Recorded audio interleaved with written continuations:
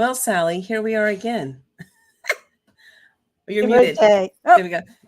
Here we are again for book number 4 in June. Oh my gosh. My favorite day. I love launch day. Why is mine backwards and yours is forwards? Let's see Wait. yours. No. Why? Yours is forward. It is? Oh, that's interesting because for me it looks backward. That's good information. That's Go ahead. I love figuring out like what's going on, it's kind of fun.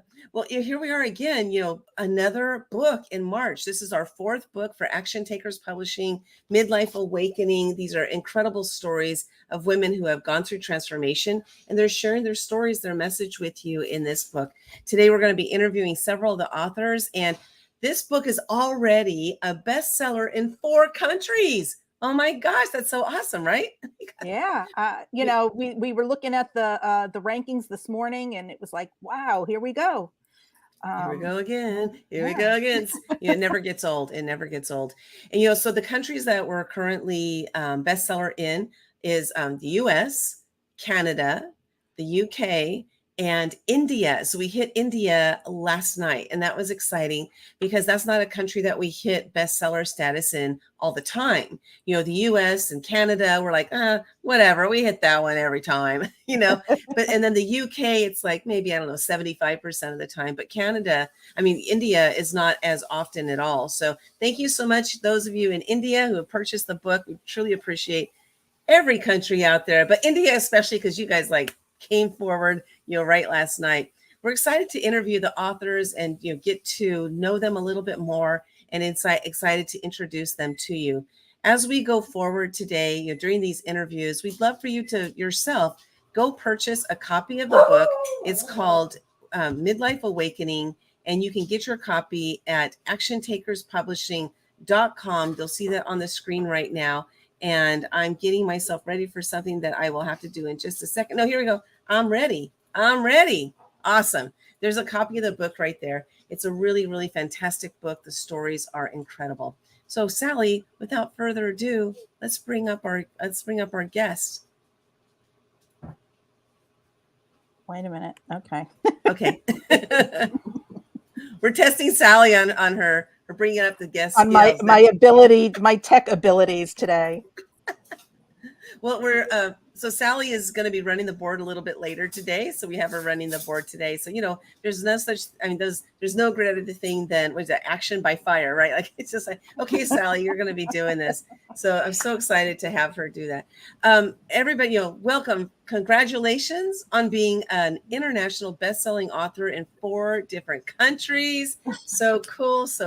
We need Germany to kick in too, because I know we have a couple authors in Germany. So we're waiting for Germany to kick in. If you're in Germany, go buy the book.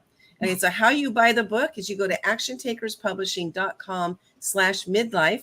When you land there, you're going to see some flags. You just click the flag that is in relation to the country that you're in or the country that you would buy in. And go ahead and click that flag and buy the book in that country. So Sally, I'm going to send it over to you to interview the ladies today. I'm going to go down into the basement and listen in. And I'm going to run the board for you while you're doing that. Perfect. Have fun, everybody. Thank you. So, Kay, we'll start with you.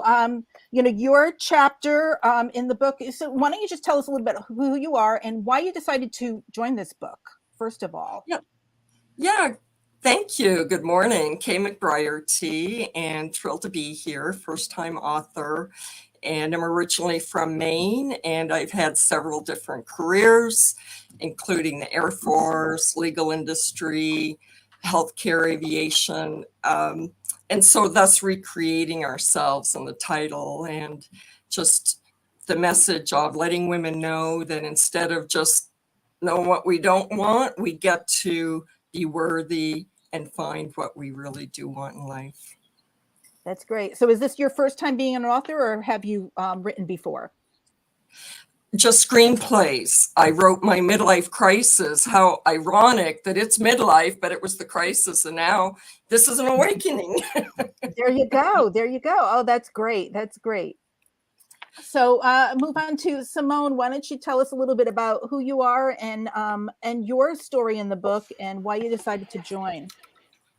So I'm also a first-time author. I decided to join because I had this amazing transformation and I want more people to know about it. And this is the best way to do so. I'm originally from working from in hotel and restaurant business, and then Corona and the lockdowns hit in, and then I changed the career. Yeah. So being not wanting to be invisible anymore, and that's a big step for me. But I'm getting used to it, and it feels good. So yeah. Perfect. And we're going to go to Nahid. So why don't you just tell us a little bit about your chapter in the book and a little bit about you? Thank you. Thanks, everybody. Thanks, Sally, for being here. That's my first time meeting you, so that's great. First of all, awesome to be here with everyone. It's my very first experience participating in a book, and it's definitely worth it. It was worth it. I'm happy that I made that decision to make it happen.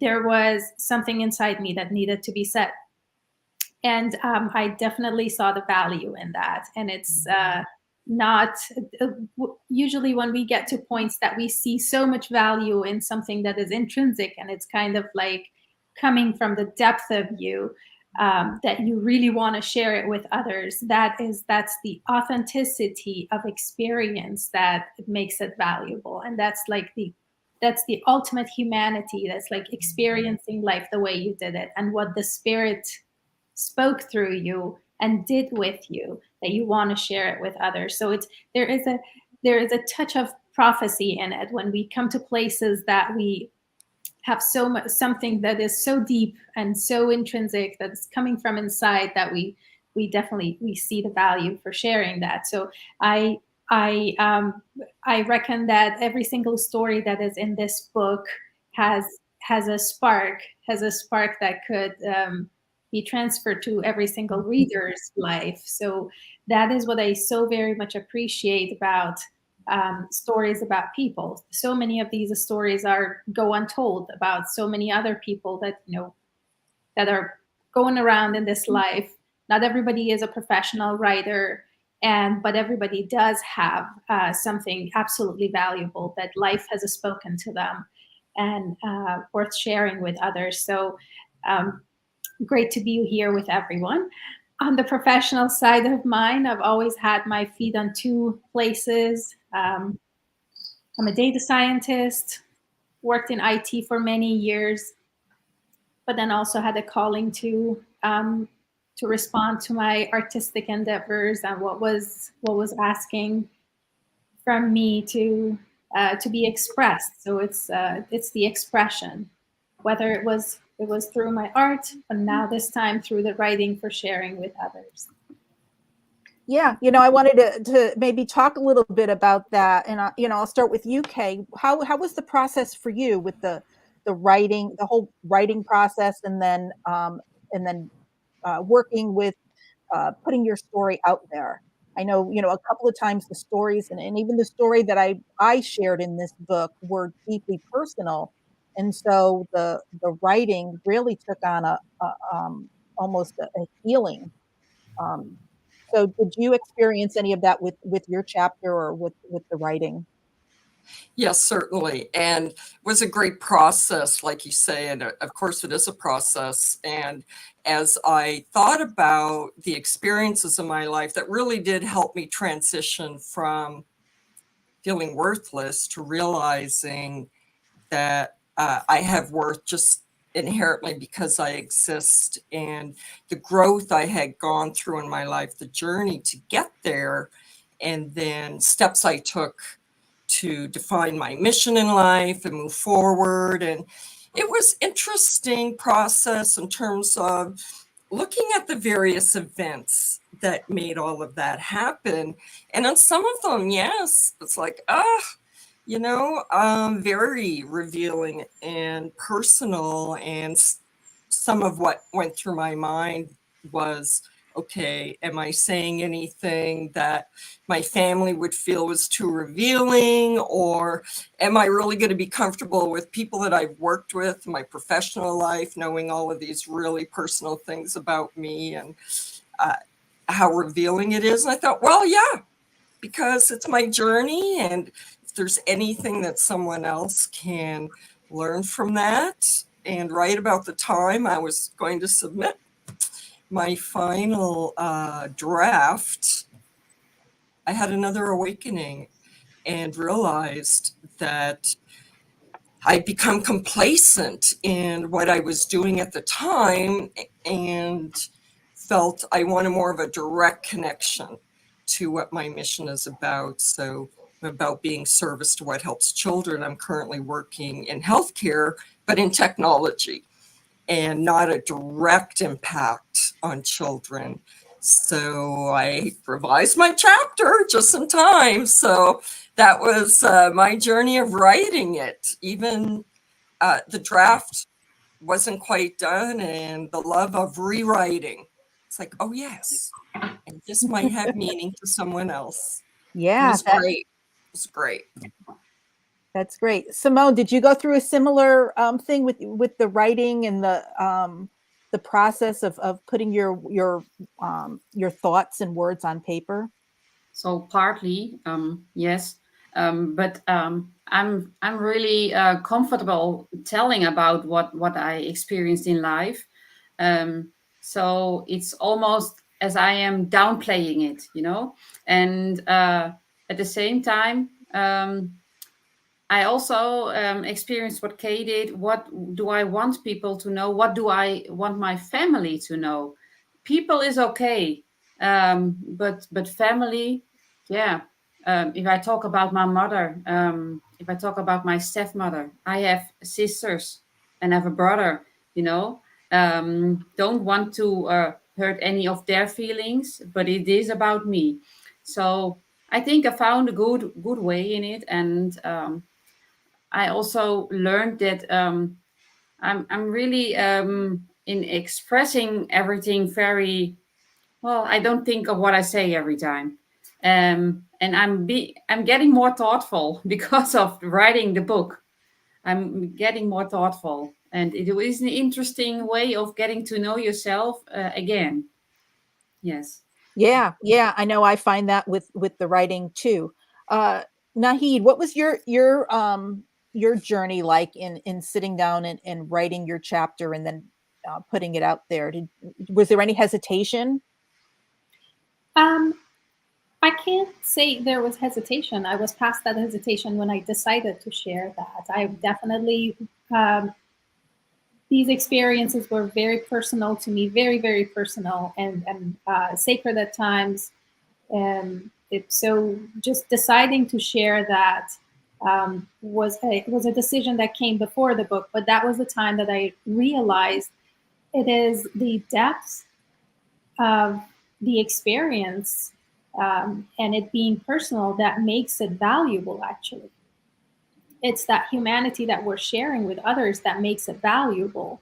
So the exact same thing that was extremely personal to me and hard to share was the value of what I was supposed to share. So no, when I came to the writing place, I didn't have hesitation, but going back through time and writing it on paper was absolutely another amazing experience for me.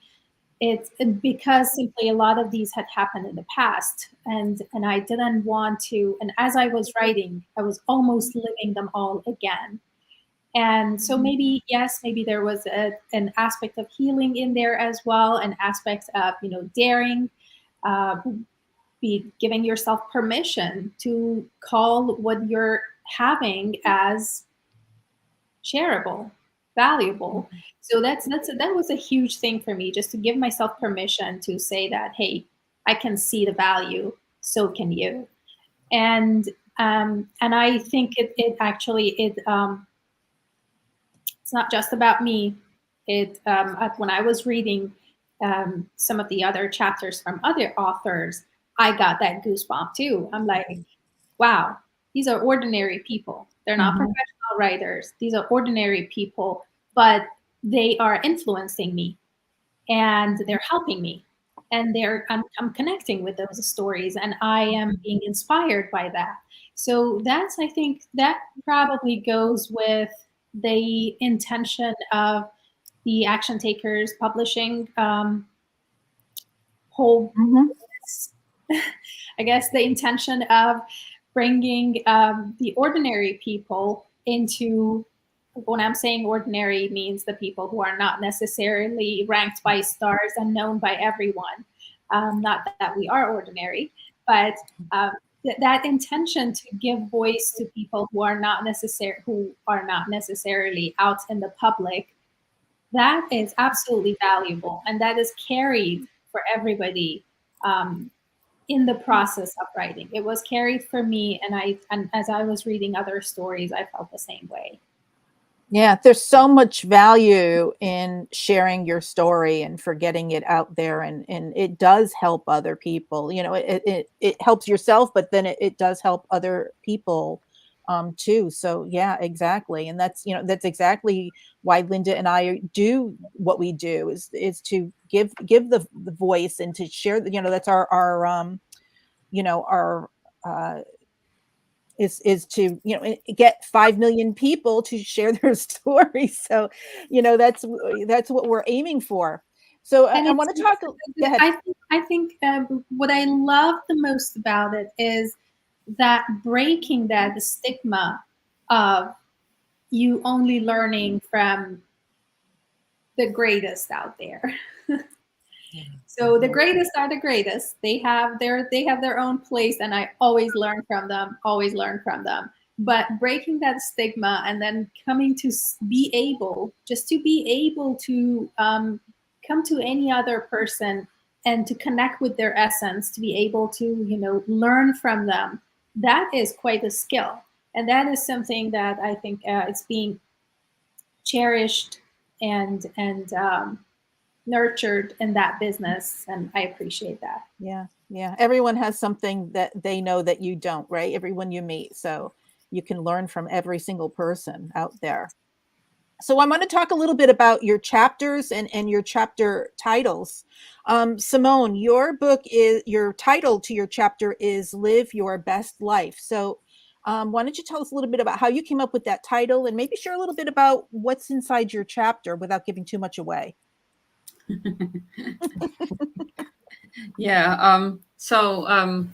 Live Your Best Life was the first thing that was said to me when I met my coaches. And it is what I really want to do, live my best life. And like said, the pandemic was a turning point. Well, like a lot of people, I endured some things that formed me in life and formed my character. And I was never a quitter, but now I am a goer. So I was just living, not quitting, living, but also a bit of surviving. And I see a lot of people doing that. I really would love for those other people to take charge of their lives. When I can do it, like just said, yeah, everyone can do it. I'm just normal like everyone. We are all unique, but if we are all unique, we are all normal. So we can do that. There you go. I love it. I love it. Kay, yours is Recreating Ourselves.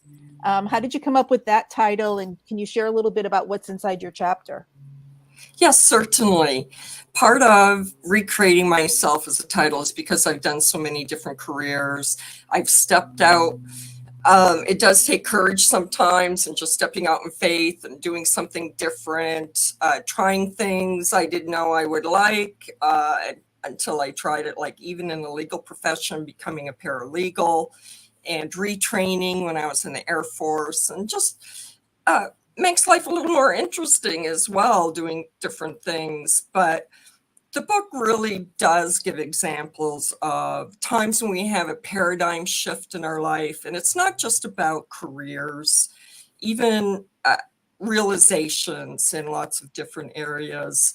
And the chapter gives some practical steps in how to do the practical, as I say, what color is your parachute, things you do for moving from one career to the other, your skills transition, and providing particularly some areas for the military. When I got out, civilian speak was different. And how do you make that transition to talk about what you do in a way that other employers could understand? But a main part of the book that I hope will help a lot of people are the steps that I took once I realized I did have some worth and built my self-esteem. Then other opportunities that came available to me that matched more my life mission statement, and realizing certain things like taking your first step toward a goal, the universe meets you more than halfway. And I hope it helps people just think, yes, I am worthy of finding out really what I desire and going after it. And then some steps, practical steps on how to start doing that. Yeah, I love that. Thank you so much for sharing. Nahid, your chapter is Becoming Through the Sacred Heart of Calligraphy. So why don't you tell us about how you came up with that chapter title and maybe a little bit about your chapter that you've wrote. Sure. I always introduce myself as being an artist by birth, a coach and philanthropist by heart, and a data scientist by choice. So for years, I've worked in the corporate America on and off on different positions. But what I realized was that my artistic essence walks ahead of me. So no matter where I go and what kind of work I do in the world, going down deep, I realized that whatever role I take on and whatever goal I have, there is something else that is my essence that kind of walks ahead of me. And the midlife awakening came as really realizing that, really seeing that.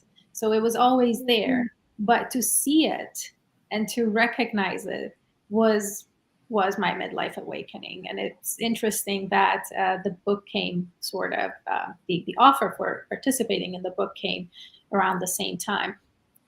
And I say that because I've seen it many, many times. I've seen it in different situations. I've seen it in my choices that I make, that it is the artist that is doing that. It's not necessarily, it's not the other people or roles that I'm taking on. It's the artist inside me that makes the ultimate decision. That's how I see the world. And by that, the chapter talks about what I mean by the artist. So that might be a little bit of a radical claim that I'm making in that chapter. That a lot of people think that the artists are, I don't know. I've even heard that steal like an artist, right? And I disagree with that. I disagree with that. That's not quite an artist. I'm a creator. I'm a creator, and I can see that person walks always ahead of me, making decisions, telling me what to do, where to go, and what I want from life. And in the chapter, I talk about how this person evolved. I realized how this person existed within me since my childhood, how she was seen at some phases in my life, then she was neglected maybe, or kind of set aside, and then she came up. She was just like screaming for coming out. And then she came up and she wanted to be the person who says, how the world is. This is how I see the world. I am the creator and I am the co-creator. And that applies in every single thing that I do in my life. And it's, but I have come to this accepting this identity through my practice of calligraphy. So, and the chapter talks about how the calligraphy practice is such a strict practice. It is a very strict practice, and it is always following some masters. And the chapter talks about how I came to a place that I figured that I could learn from the universe. Right. My master is the universe and speaking to me through this art. And at the same time of creating art, I am creating an identity of myself that knows what she wants and knows how to connect to other people, not necessarily in the art area, but in every single place in my life, including in my corporate life.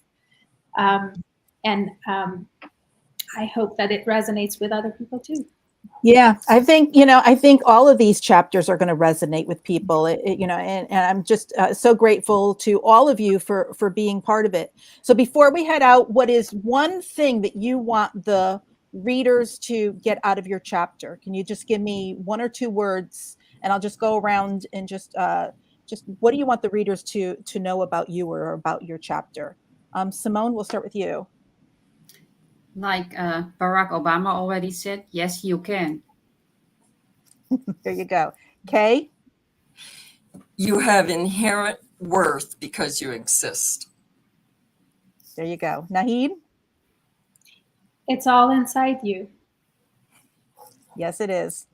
Well, I want to thank you for being part of this. If you're watching today, head on over to actiontakerspublishing.com/midlife. Get your copy of Midlife Awakening, and you'll see a place there where you can get free gifts from all of these authors, or for most of the authors are offering free gifts too. So be sure to go over there, get your copy, and sign up for the free gifts. And we'll be back in a little while with a couple more authors.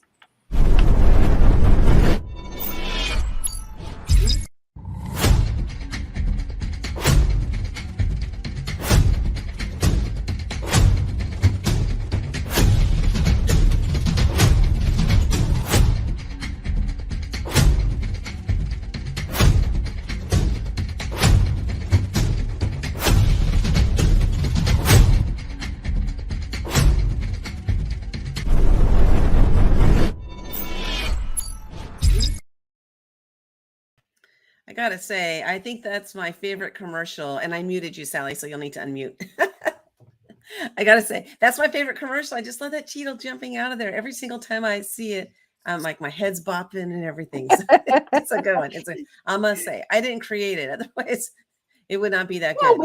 You and I had that idea for it. I mean, that was the idea. That's right. We had the idea. Oh my God, so good. Those interviews were fantastic. The ladies that taking part in this book, absolutely incredible. And I love what I didn't remember who it was that said it, but mentioned how it's not about that we can learn something from everybody. I know you said that, like we can learn something from everybody. And that's one thing I love about these collaborative books, and the fact that, the big box publishers, we don't have to go there anymore. We don't have to do that. We can publish our own stories, our own messages. Maybe we're not ready to write a whole book yet, and we want to just share a part of our story. And that's what one of the brilliance is about being in one of these books. These collaborative books is you write only one story, one chapter. And so that's what everybody has done by joining us in this book, Midlife Awakening. We're shooting for #1 international bestseller status. The book is currently international bestseller in 4 countries, which is really awesome, but we're shooting for that #1. So if you can help us get there, just go to actiontakerspublishing.com/midlife to get your copy. Also, while you're there, you're going to see some free gifts from our authors. Go get those free gifts.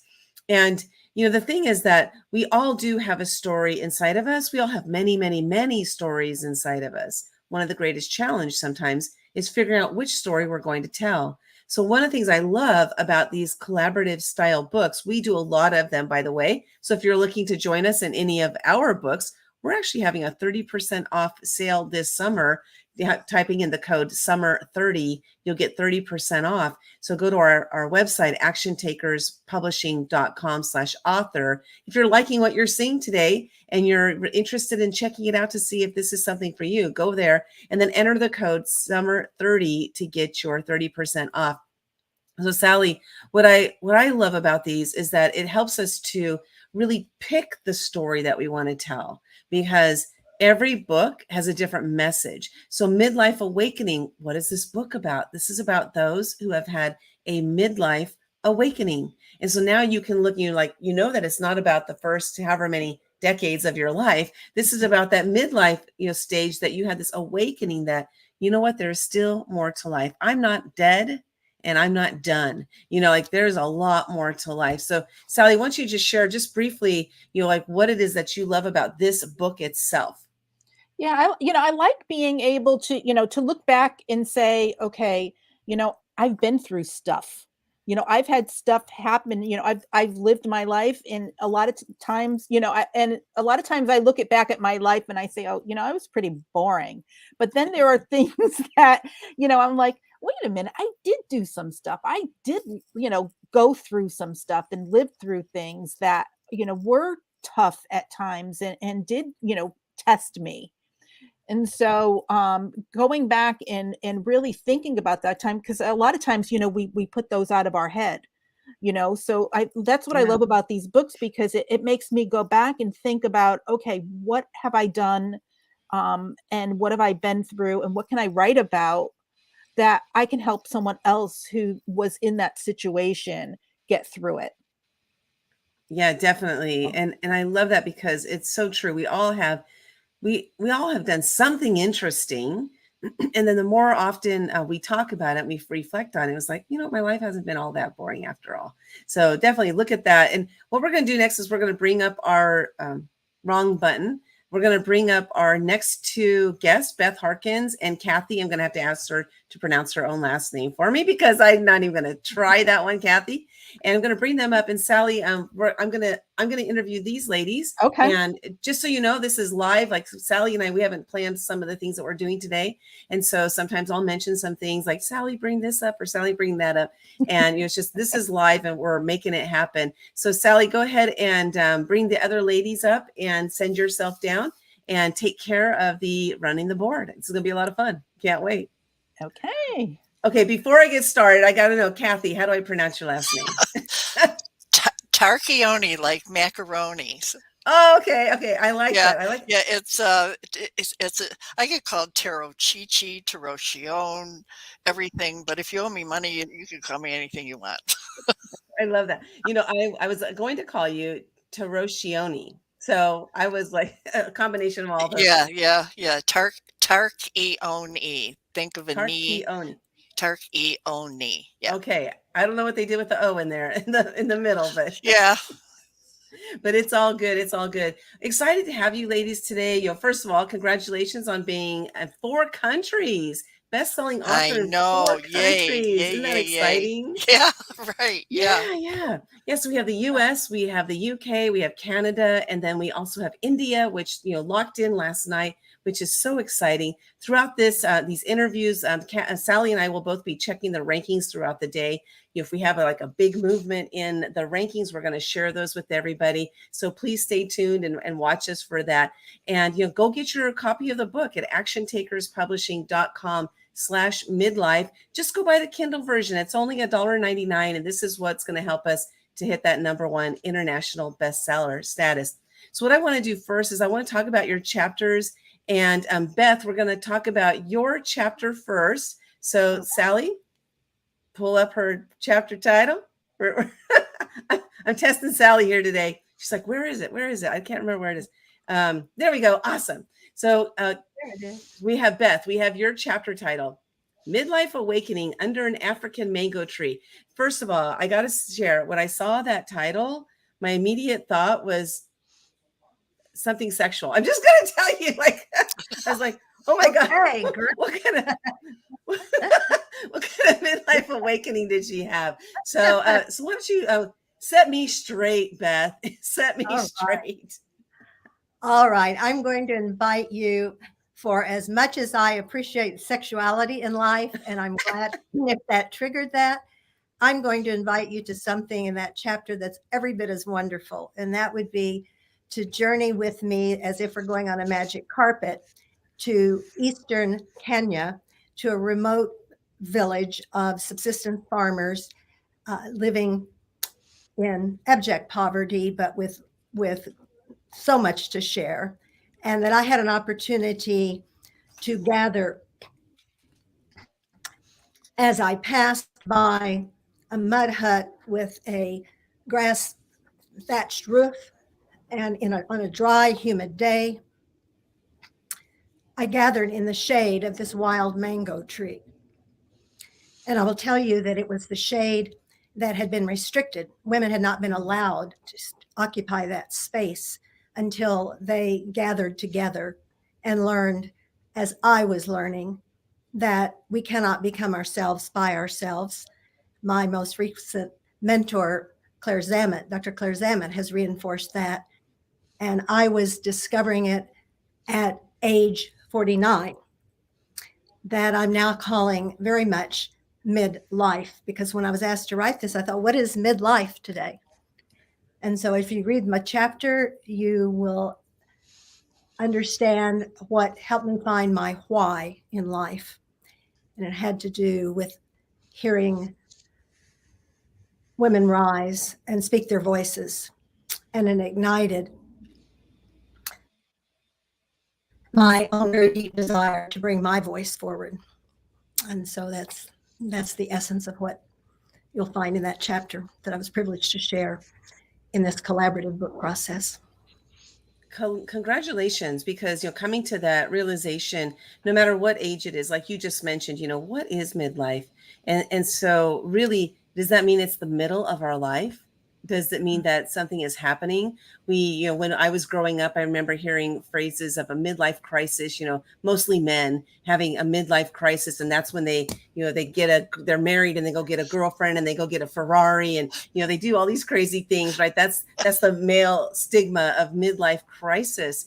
And so just like coming to that conclusion of what is midlife, is this the stage in life where we have these epiphanies and we're like, you know what, this is a time of change. And again, as I mentioned a little bit earlier, that we're not dead. We're not dead. And actually, this is a time that many of us come alive. And so Beth, I would love you to share with us, like, what was it about that awakening that you had, that did it set you on a different path than you had been on previously? What was that experience like for you from that moment? Because we're under that mango tree. What happened next? Right. I felt something that I wrote as it felt as if it was African drumbeat, the voices of these women that ignited something as if an African drumbeat was rippling out across the world to ignite long silenced voices. And while I had had visibility in my life through, in many ways, through the opportunities that I had walked into. This was a part of a dream job. Actually, I was working with an NGO, non-governmental organization at that time, but it ignited the possibilities, and really the possibilities inside women's stories. And that is my passion, to spend my life in igniting that we hold, that has not been universally valued, and that we have, as women, have often come not to value. And it can happen to us in midlife, or it can happen to us in the midst, in the middle, in the midness of whatever is happening to us. And when it feels igniting, as it felt to me, I didn't know the who, the what, the where, the how, that I would pursue this passion. And then I have also published a autobiographical novel, The Possibility of Everywhere, that tells much more of that entire journey over a period of traveling now to 66 countries on 6 continents across 7 decades of my life. And so what I shared and had the privilege to share in the Midlife Awakening book is a piece of that. a moment when that awakening, that's most what I wanted to do, came to me. That's fantastic. And congratulations for taking that route and going there, because not everybody does that. This is one of the things that's important to us at Action Takers Publishing, is getting those voices out there. Your mission is to empower 5 million women and men to share their stories with the world to make a greater impact on the planet. And the reason that's important is because, as you mentioned, those voices are silenced. And a lot of times our voices are silenced at a very, very young age. And then we don't know how to share them because we lived that way for so long. So when we can break that silence, when we can be part of that breaking of that silence, I mean, for me, there's nothing quite like it. I got tears welled up in my eyes when you mentioned that. I got goosebumps because I think that's such an important piece for us to do. Congratulations on doing that work. I want to go next to Kathy Tarkioni.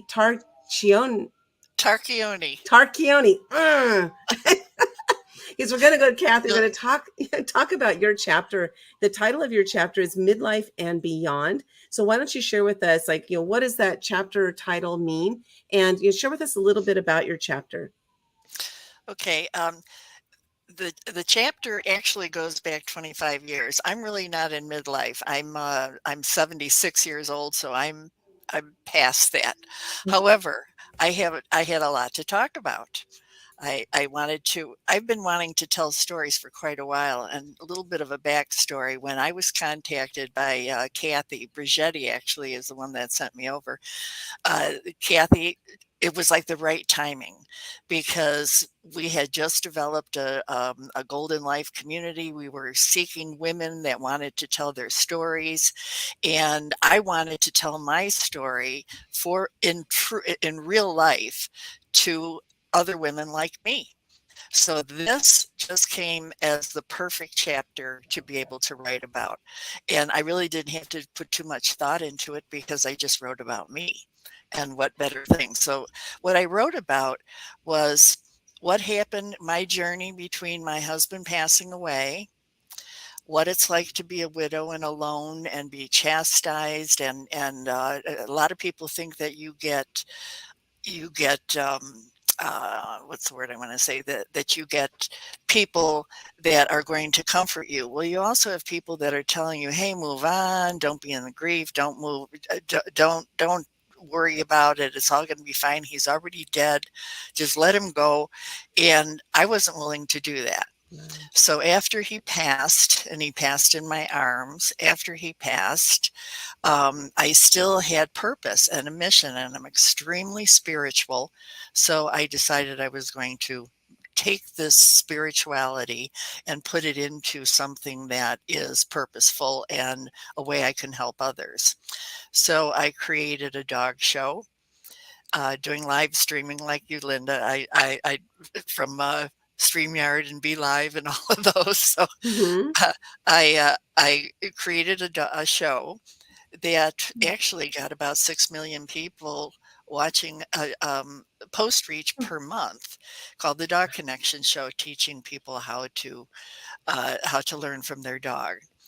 But then I went on to talking about the downside of my life, which was now when I was 74 years old, I made the worst decision of my life. And I'm not going to go into the details of it. It'll be a reason why you have to buy the book. Yeah, why you have to buy the book. But it's a true story about how a lot of things I got. Well, I won't go into it unless you want me to, Linda. You want me to?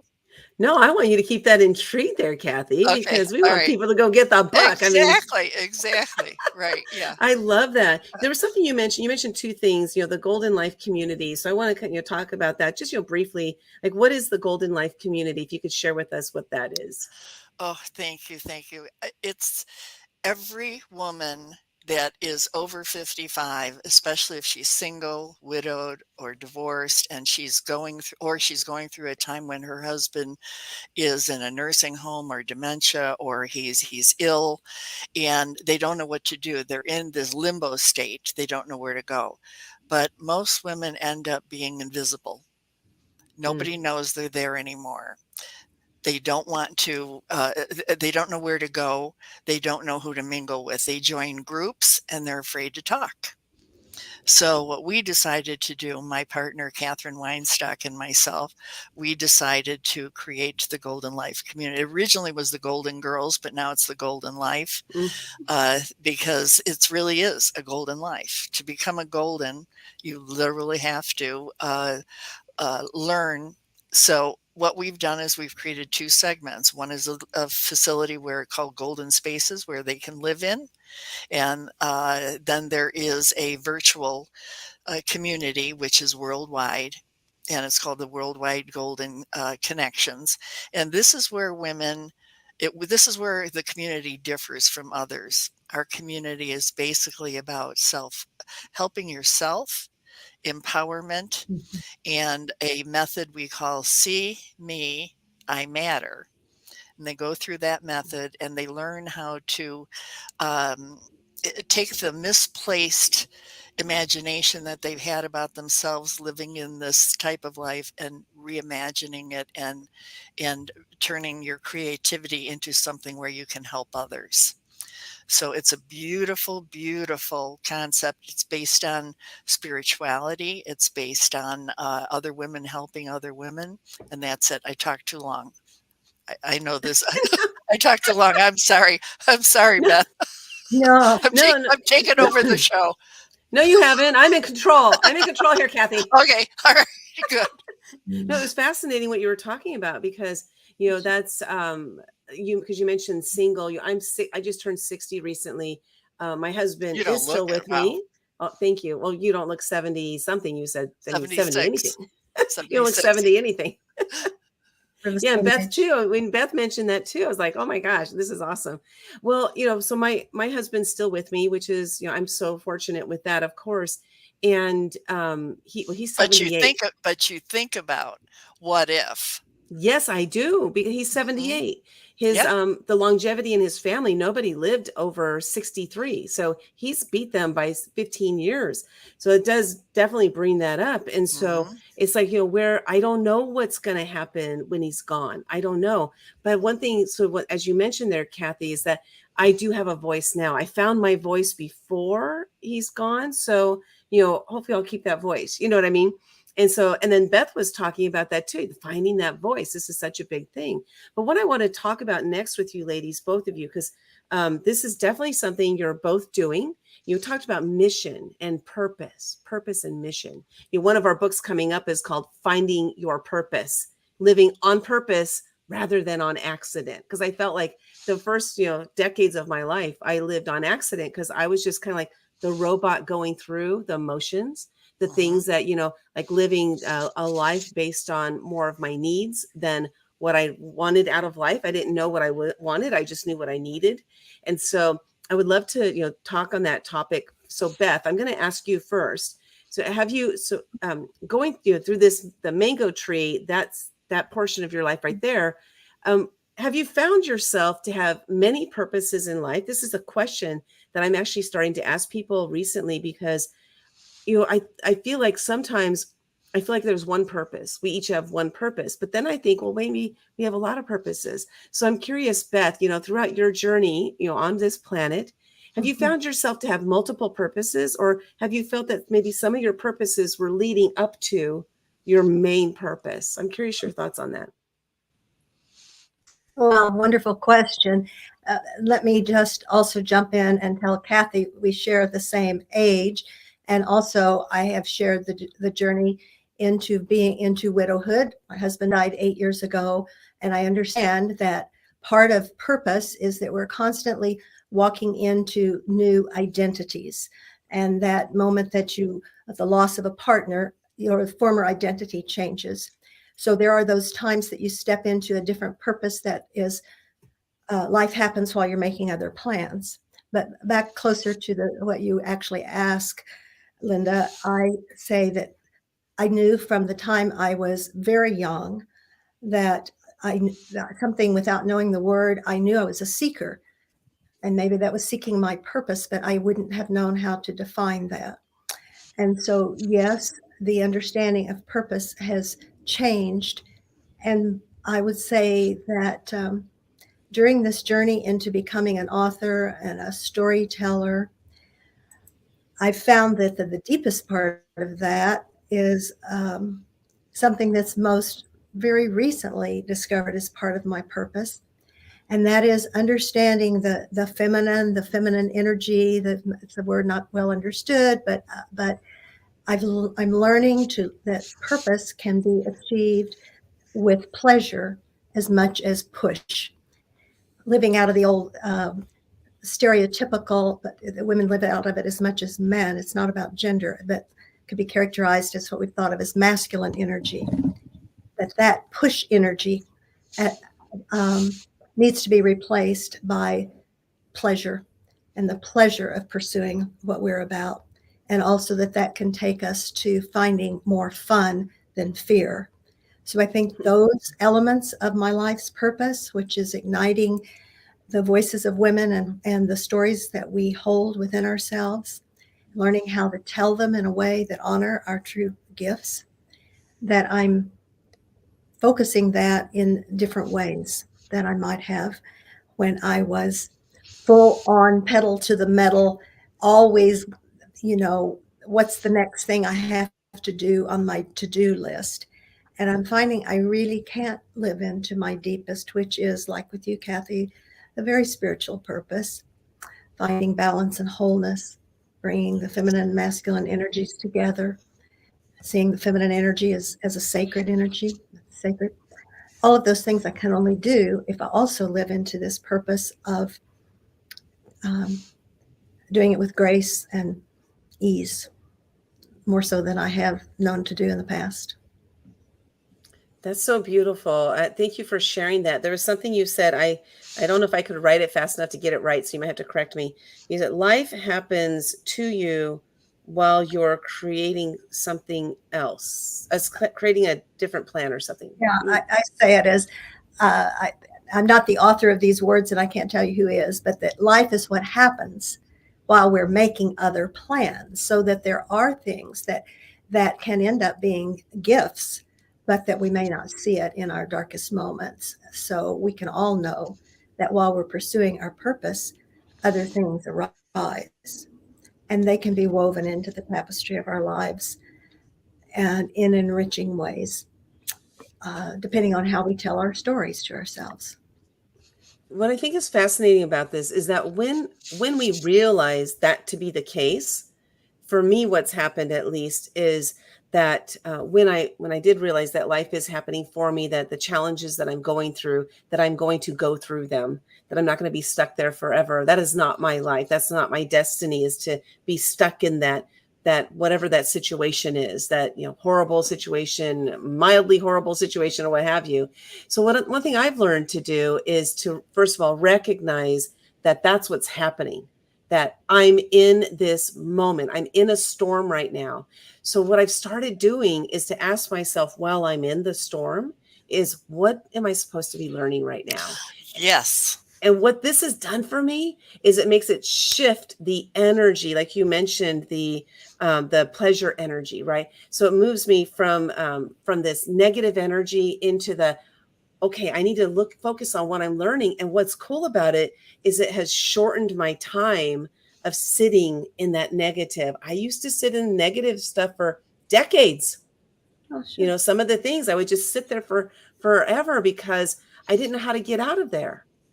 But now I do, because I have moved into this space. So, thank you so much for sharing that. That's so beautiful. I love that. I'm going to have to look up that quote because that's a great one. So, Kathy, see if you can top that. Okay, Kathy.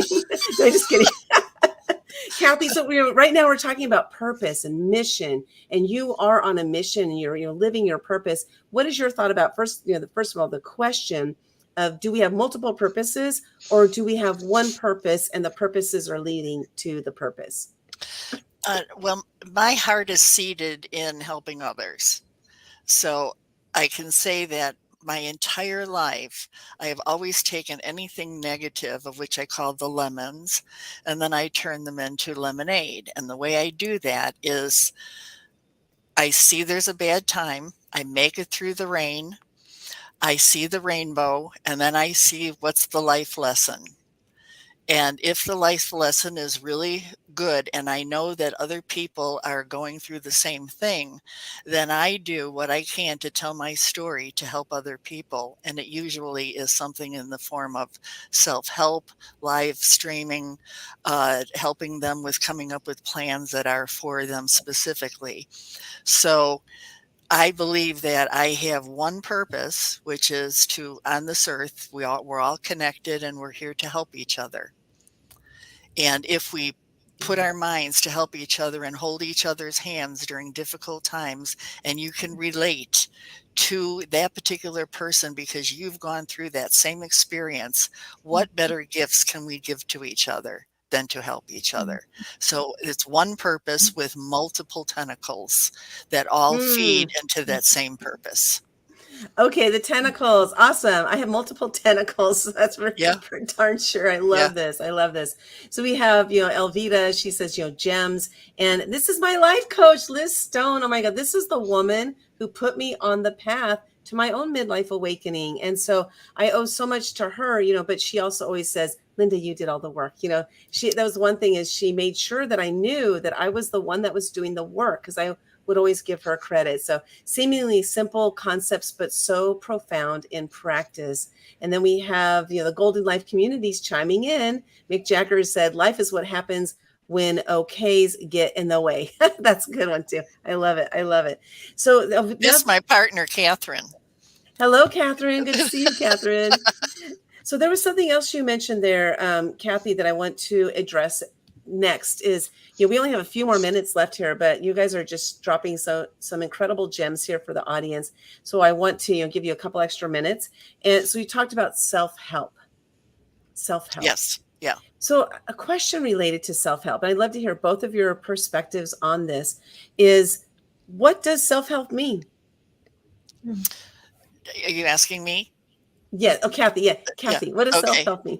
Well, self-help is where you have an issue, you have a problem, you know what the solution is, and you do nothing about it. You can read books, you can do whatever. The way that we are looking at how to self-help is to get you motivated and engaged in who you are first and why. Look at the why, look at the problem, and then the solutions vary. They really depend upon you individually. So let's say you're a person that doesn't go out very often, and or you don't fix yourself up, you kind of lose it, especially when you get older. You're in your pajamas all day, you don't get motivated, you don't do things that are exciting to you. By joining a group that is like-minded to you, and they can share their stories of how they have been able to overcome it. It's by sharing other stories with other like-minded people. That's how you self-help yourself. When you want to go to the store and you want to buy something, what do? Find out, what do you recommend? And then you go and you buy that. So we're all creatures of wanting to learn from one another. If we have it based in honesty and reality, then women will want to, and I say women because this is about women. I'm not addressing men, but of course they can too. They're okay to be around. So that's how I look at it. Self-help means to pick yourself up, dust yourself off from the falls that you keep taking, put a smile on your face, look for rainbows, and start to work with each other. That's self-help. That's good. There's something you mentioned there about like-minded people.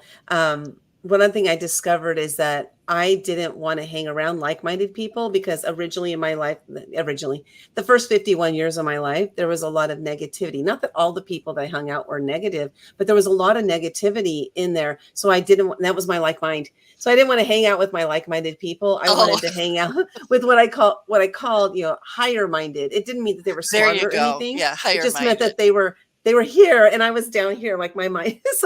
Anyway, that's where I'm hanging out now, is that in that different space. Now I want to hang out with like-minded people because I am now a positive, uplifting, motivational type of person, whereas before I was not. I was not. So yes. And so Beth, I want to hear from you. What's your perspective like on self-help? What is self-help? Well, I would like to shift a little bit, and Kathy was speaking to this as well, but to shift the concept of self-help as being solo, individual. We're in a Western nation that's highly individualistic. I believe we have a self within us that speaks to us, guides us, and gives us wisdom if we connect to that. But again, that's a part of being in partnership. And then we can step out from that inner guidance. Part of self-help is also realizing we can be resourced from outside ourselves by connecting with others, and that we have the greater field of life, our greater sense of, some would call it higher power, higher inner, both immanent and transcendent, I could say. All of this is what gives us the guidance. And so I honestly really think in terms of self-help. I think in terms of how we connect and how we resource ourselves and others, and that in that process, we find those strengths. And behind me, see if I can show this. This is Fierce Grace. This is a painting that I bought in a resale shop. And so I have no idea who painted it, but I named her Fierce Grace because I think it's by the fierceness and then grace that we give ourselves that we help ourselves and others. And that would be the thoughts I have about that at this moment. Can I Beautiful. add something to that? Yes, please, Kathy, please do. Very good point, Beth. Yes. I also agree that what we should, I lost my train of thought. What we should be doing is we should be our own self advocate when it comes to financials, when it comes to healthcare, when it comes to everything. And you can't do that unless you have a positive image about yourself because you don't feel you qualify. So taking care of your situation, you have a problem with the insurance company, you're in the hospital, doctors are making decisions for you. Everybody's making decisions for you, and you don't get a chance to make a decision for yourself. That's part of self-help as well. Standing up for yourself and being your own self-advocate. Mm-hmm. Patty agrees. Yep. Thanks, Patty. Yeah, thanks, Patty. I love it. This is so good. Self-advocate.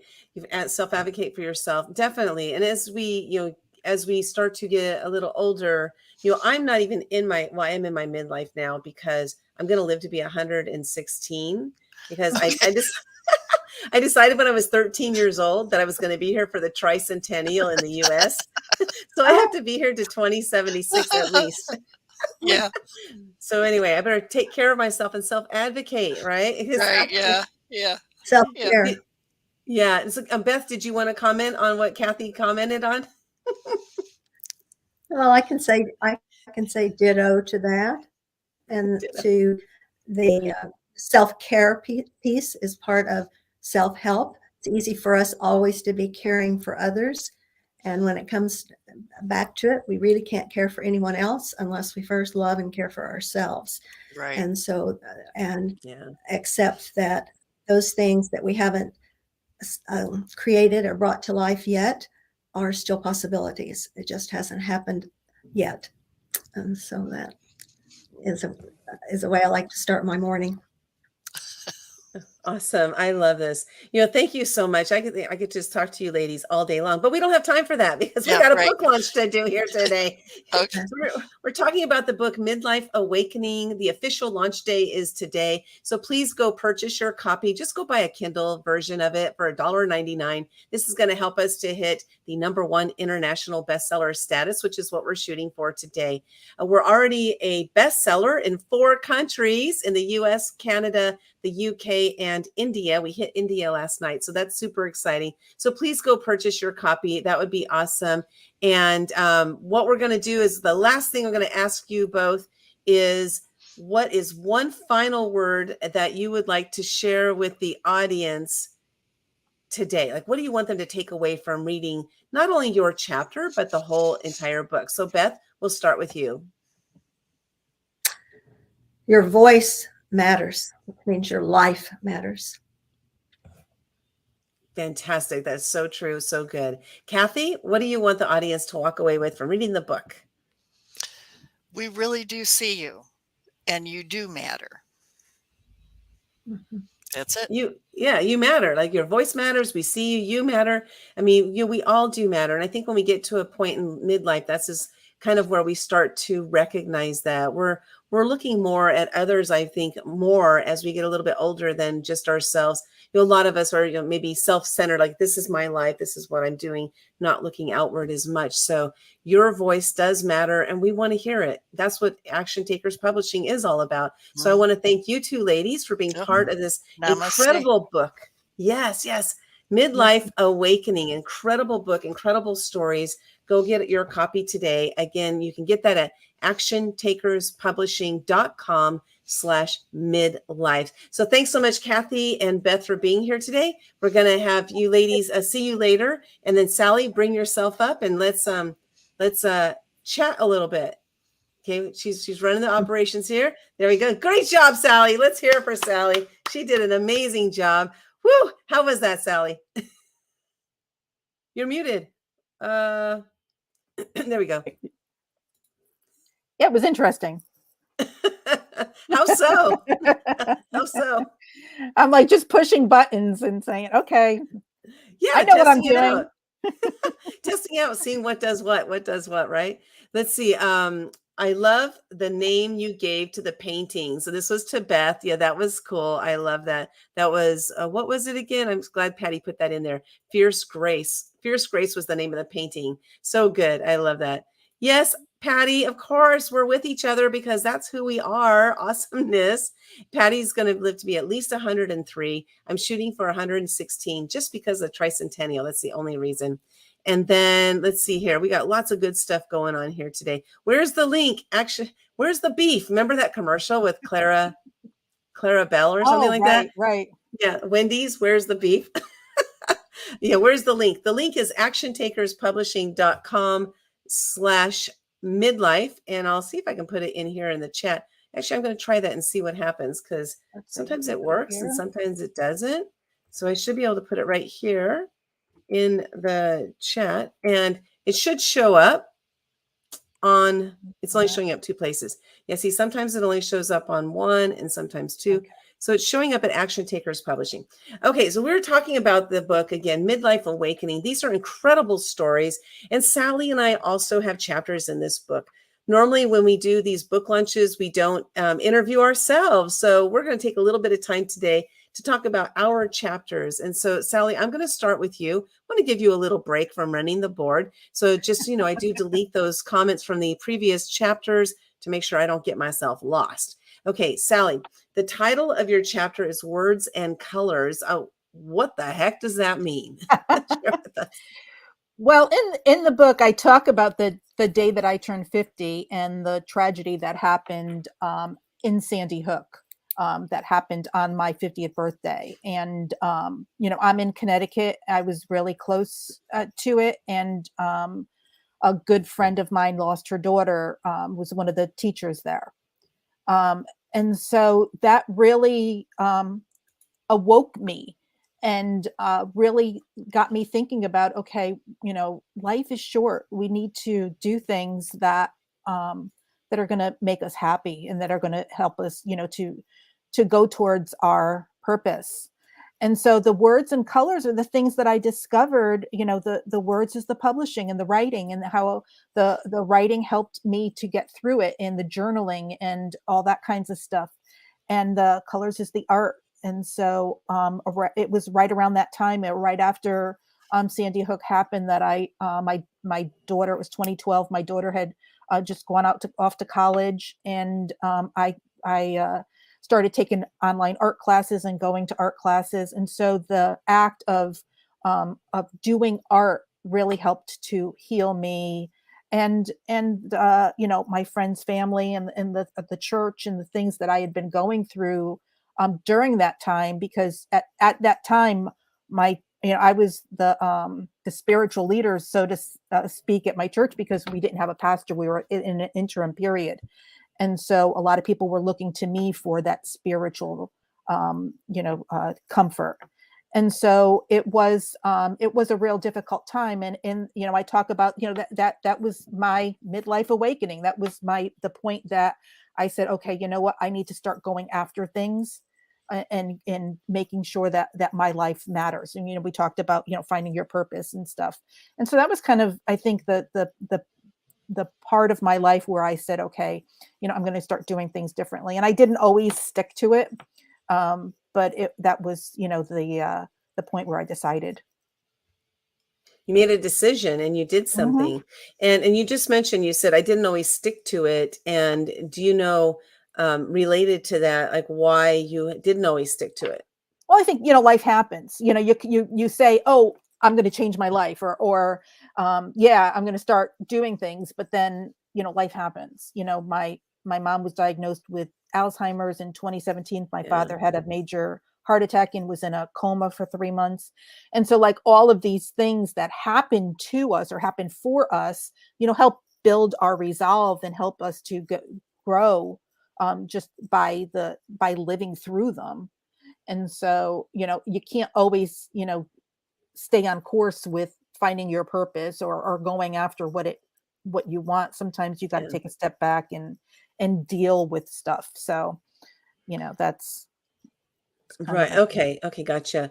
With because you mentioned things. First, you said things happen to us and then happen for us. So you changed the wording there. And I'm just curious, at what point in your life did you see, or did you always see this way? At what point in your life did you change the language from things happening to me as opposed to things happening for me? it's probably most recently, and I think a lot of times people have that, that victim mentality, that, why is all this stuff happening to me? And they Yeah. don't look at the blessings that come in disguise, especially when tragedy happens. So there are, if you look at things differently, and that's one of the things Wayne Dyer's thing, then if you look at things, if you change the way you look at things, the things you look at change. And so it's you know figuring out the way your thoughts are thinking and shifting them, and making it so that you're comfortable with it, and that you can, move forward in a way that's going to empower you. Yeah. And of course, that shift right there is through what? Awareness. I have awareness now. I have awareness. How now, brown cow? I have awareness. I have awareness now. It's time for me to move on like Donkey Kong. That's my song. It's through awareness that we can effect change. And there was something you mentioned there, because I also said, you decided to do something.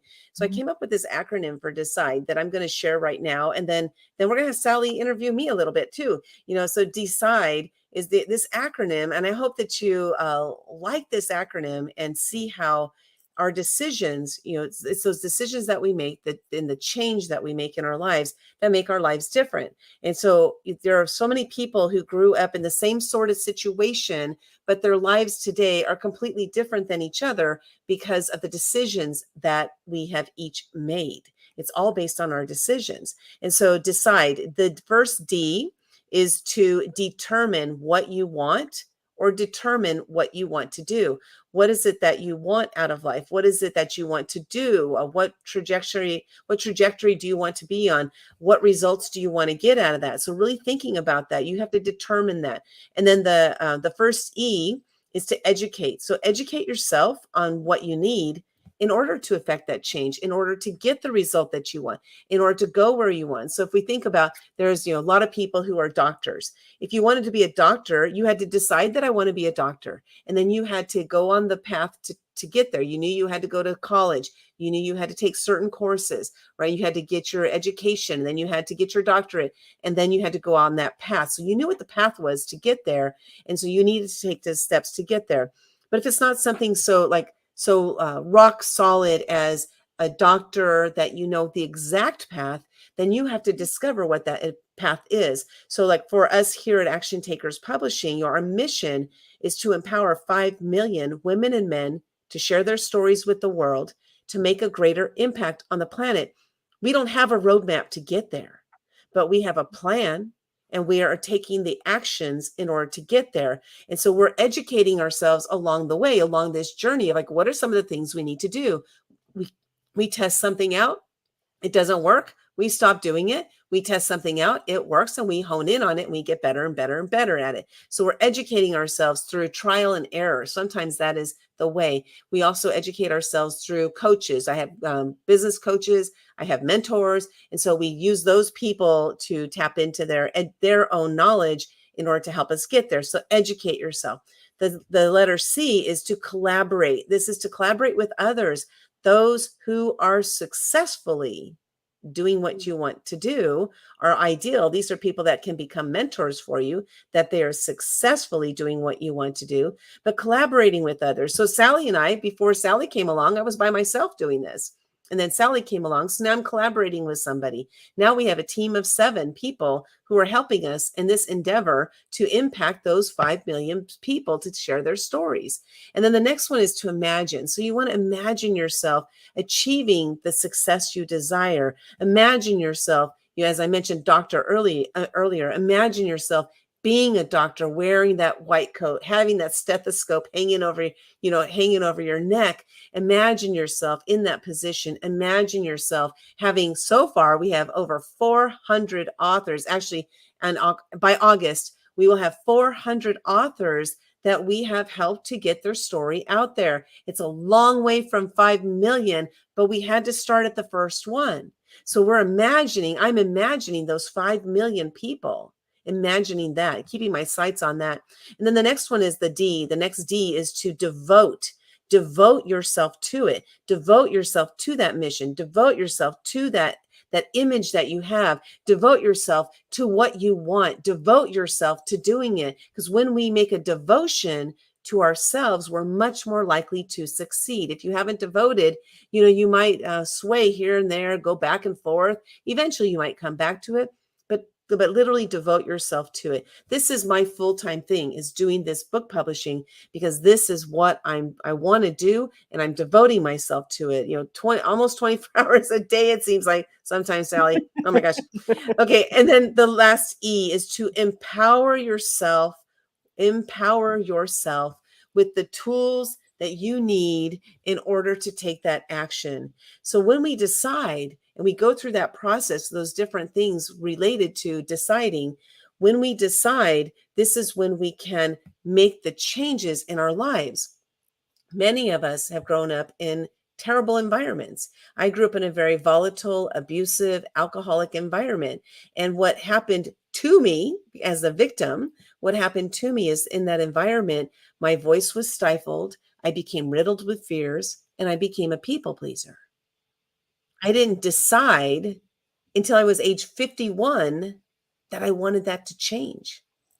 But I did make a decision, and I have effected an incredible amount of change since that time. I'm 60, so it's been 9 years in the making.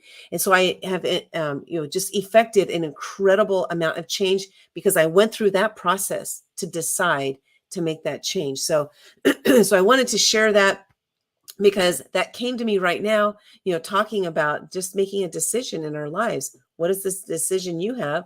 What is it that you want? What results do you want? And what do you need to go out and get it? Go out and do that. Go out and do that. Okay, so Sally, it's time to interview me.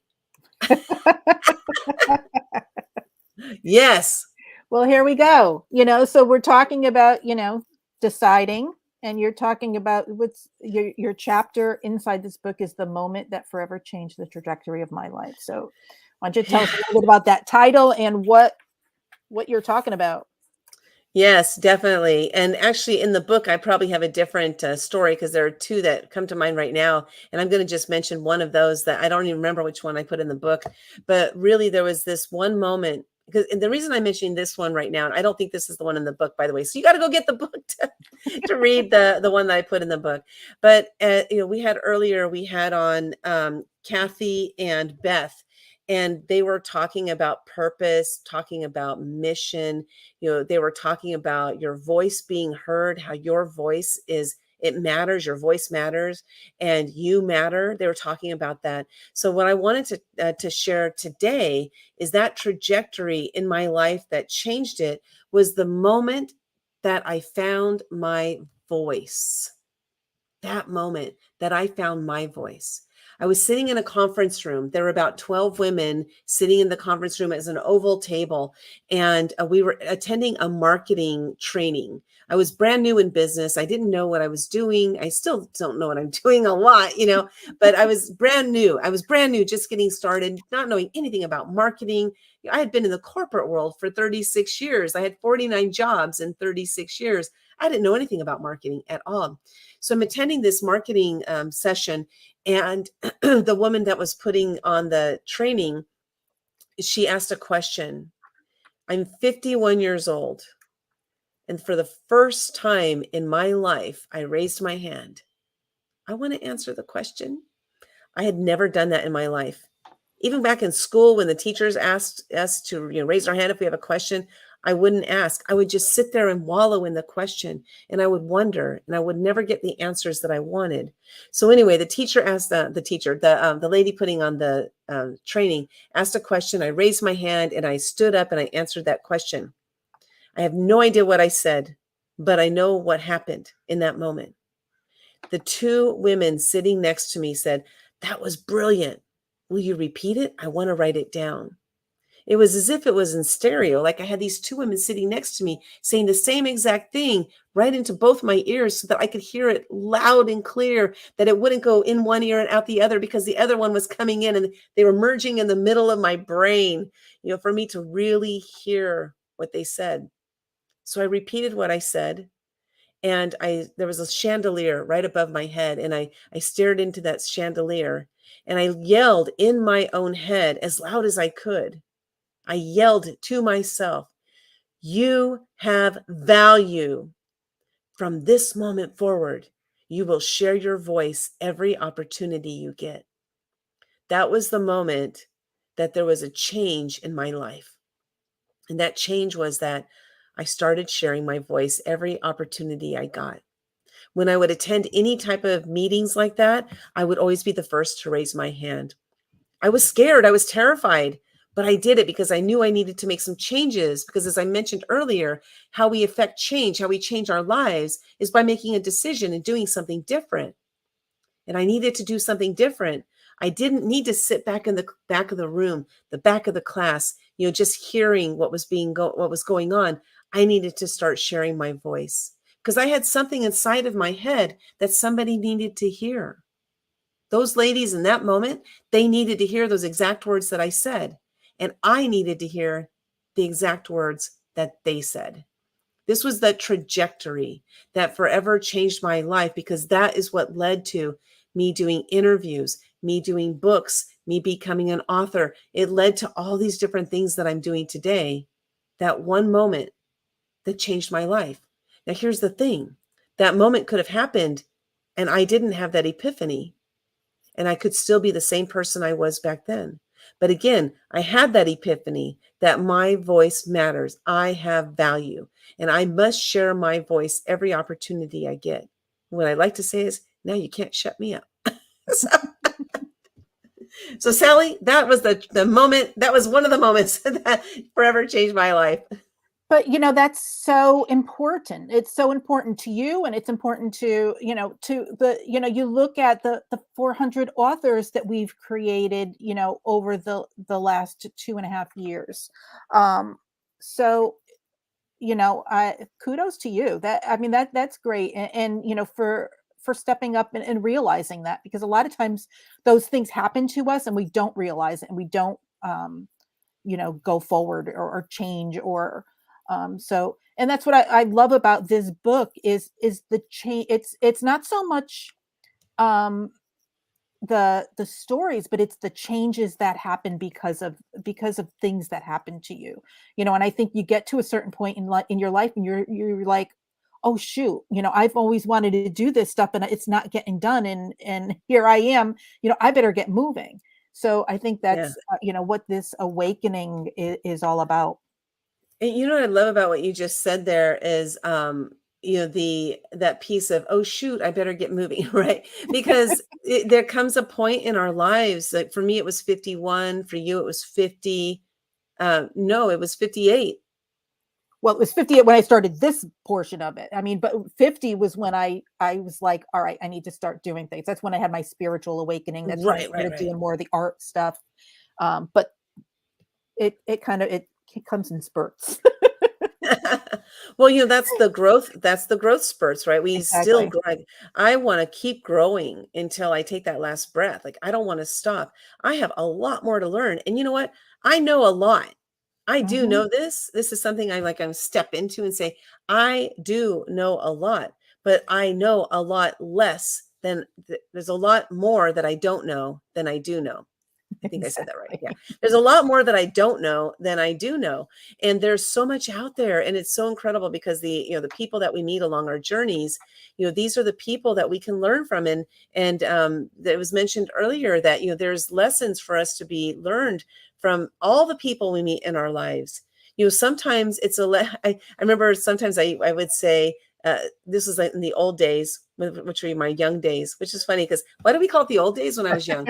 But, in my younger days, I would say, we learned something new every day.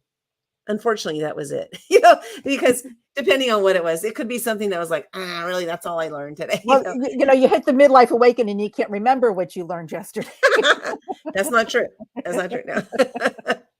Yeah, it's an incredible journey because once we step into that and we we own that, and we say, you know what, here I am in all my glory. I have a lot more to learn because it's through what was it? I think it was Confucius said, he who knows not knows. Wait, darn it. I'm gonna have to look it up and tell you. I'm sure Patty knows it. Patty will put it in the chat here. He who knows everything is a fool. That's all I remember is that last piece. Yeah, he who knows everything, because it's not, he doesn't think he knows everything. He knows everything. He who knows everything is a fool, or something like that. And it's so true because when we're going through our lives, we have so much to learn. There's so much to grow from. So many people along our path, along our journey. In 2015, I was breaking through a fear every single day that year, every single day. Imagine yourself breaking through a fear every day. What I realized is that every day was a new opportunity for a new door to present itself to me. So the door, I'm standing in front of that door. It's kind of like, let's make a deal. Are you going to go through? Are you going to select that door? Select door number 1, 2, or 3. Door number one is to not open the door. And that's to just keep walking by and keep living the life you're still living. Door number 2 is to open the door and to look inside. This is good. I'm making this up right now, by the way. Door number 2 is to open the door and peer inside and see, ooh, look at what's in there. Okay, that's pretty cool, but I think I'm going to close the door back up and I'm just going to keep on the regular life that I've been having all along. And door number 3 is to walk in, open that door and walk in, because the opportunities that lie ahead are on the other side of that door. You don't know what they are, and it can be scary. Yes, it can be terrifying, but you know what? You never know who you won't meet until you walk through that door. You never know who you won't meet. I have met some incredible people, and it's not about them being, it's, who they are is really cool. Like I've met some, stars on the red carpet, Jack Canfield, Les Brown, like those people, I've met those people, which is really cool and everything, but it's not about who they are, who we know them as, but it's what they've done for me on the journey. It's what they've done for me on the journey, the lessons I learned from them. When I mention these names, it's not because I saw them on the internet. It's because I've had like personal interactions with them. And there was something I learned from each one individually, not from watching their videos, but learning from them and watching them in action. I'm going to share one of those right now because this one was like, wow.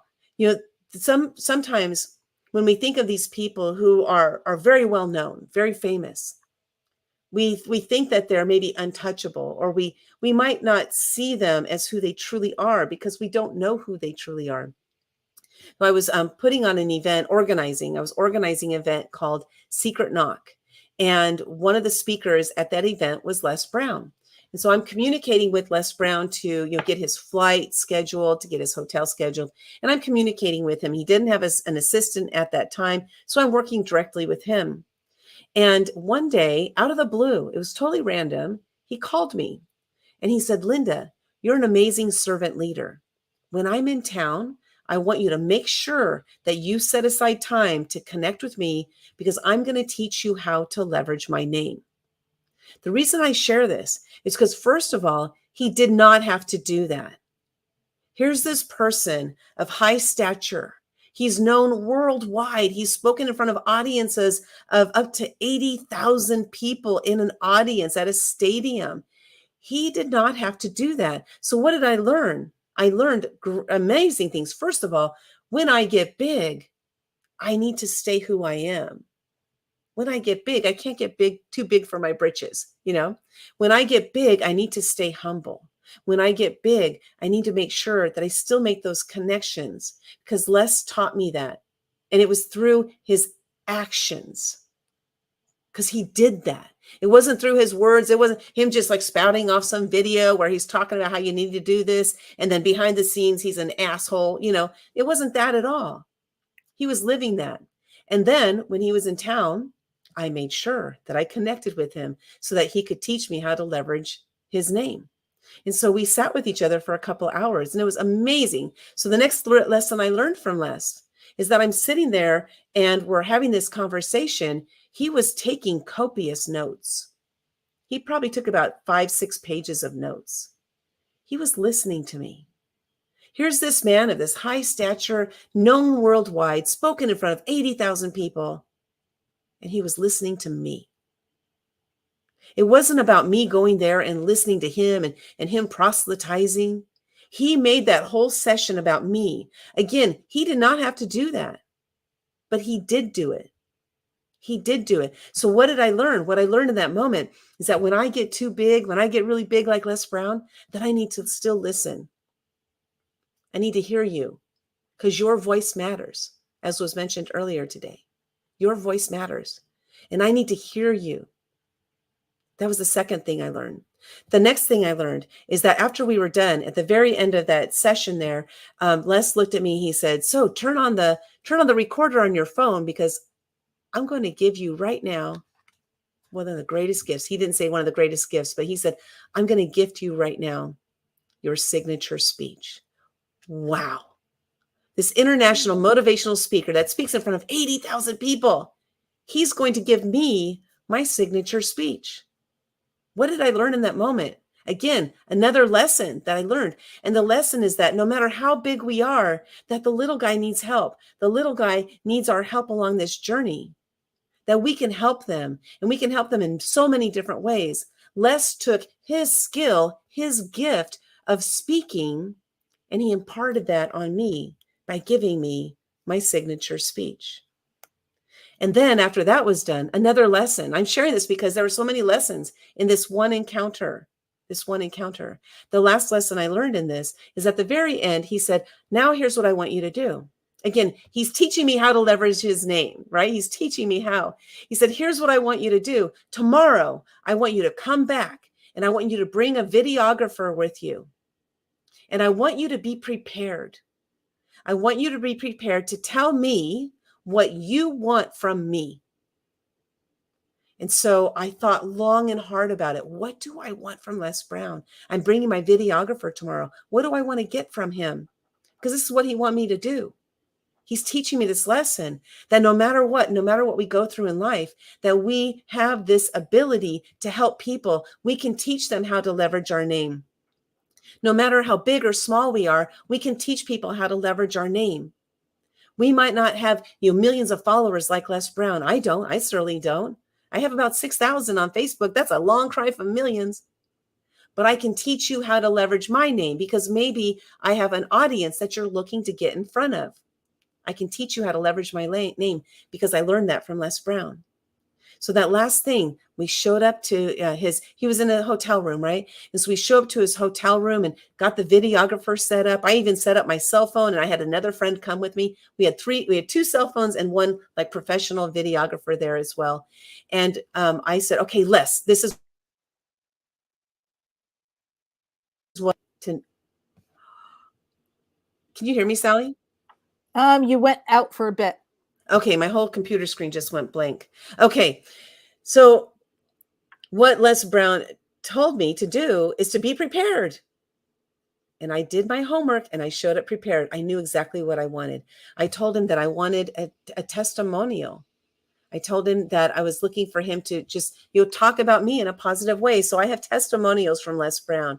Y'all, that did not happen because I stood and stared at door number 1 and I said, opportunity, pass me by.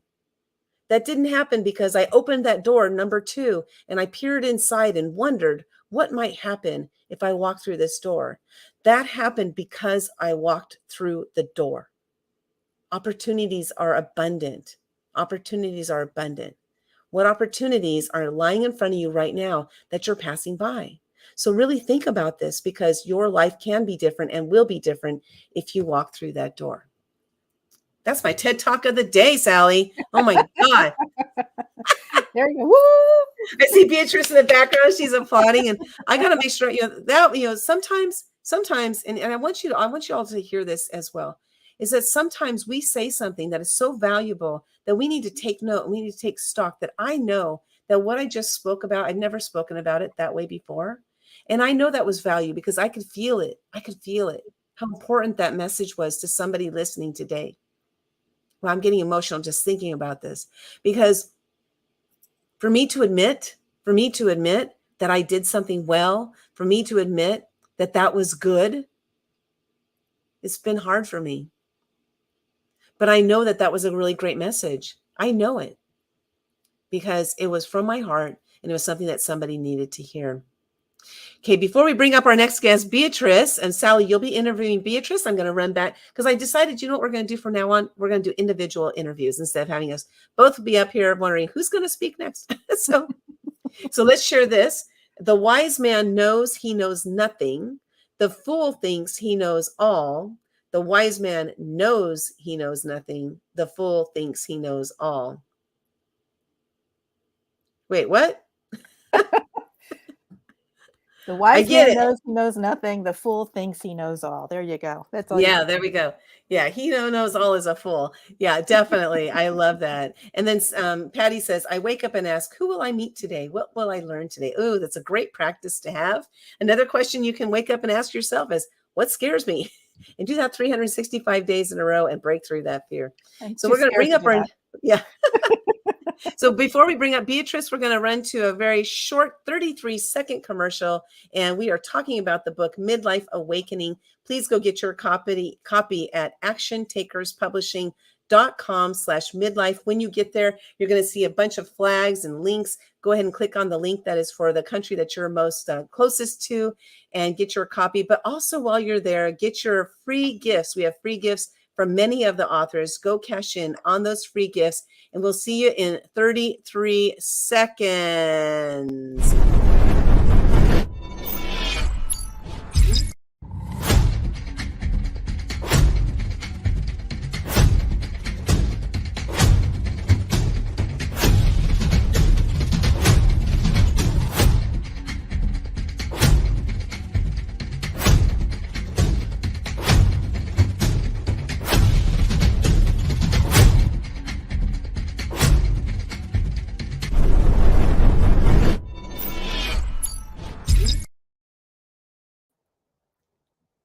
We are here with the authors to this book, Midlife Awakening. It is available on Amazon right now. Head on over to actiontakerspublishing.com/midlife. You'll be able to grab a whole bunch of free gifts from the authors while you're there, and click on the little flags, order the book from your country. We're trying to get #1 in Canada and England and all over the world. So it's an exciting day here.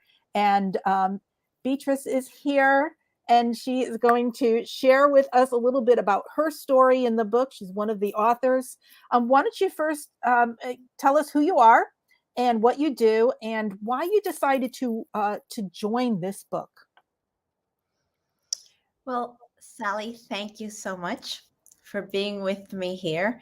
And I just want to say that I love the commercial. I felt like if I was in sort of a massive transformative space of powerful women running together through the jungle. So I'm thrilled to be here. So hello, everyone. And I'm so honored and delighted to be part of the Midlife Awakening group of women that I have brought this book together in collaboration to make the world better for all of us. I'm Dr. Beatrice Olson. I'm an integrative endocrinologist. What that means is that I combine conventional wisdom and evidence base of hormones with mind-body medicine and the touch of spirit.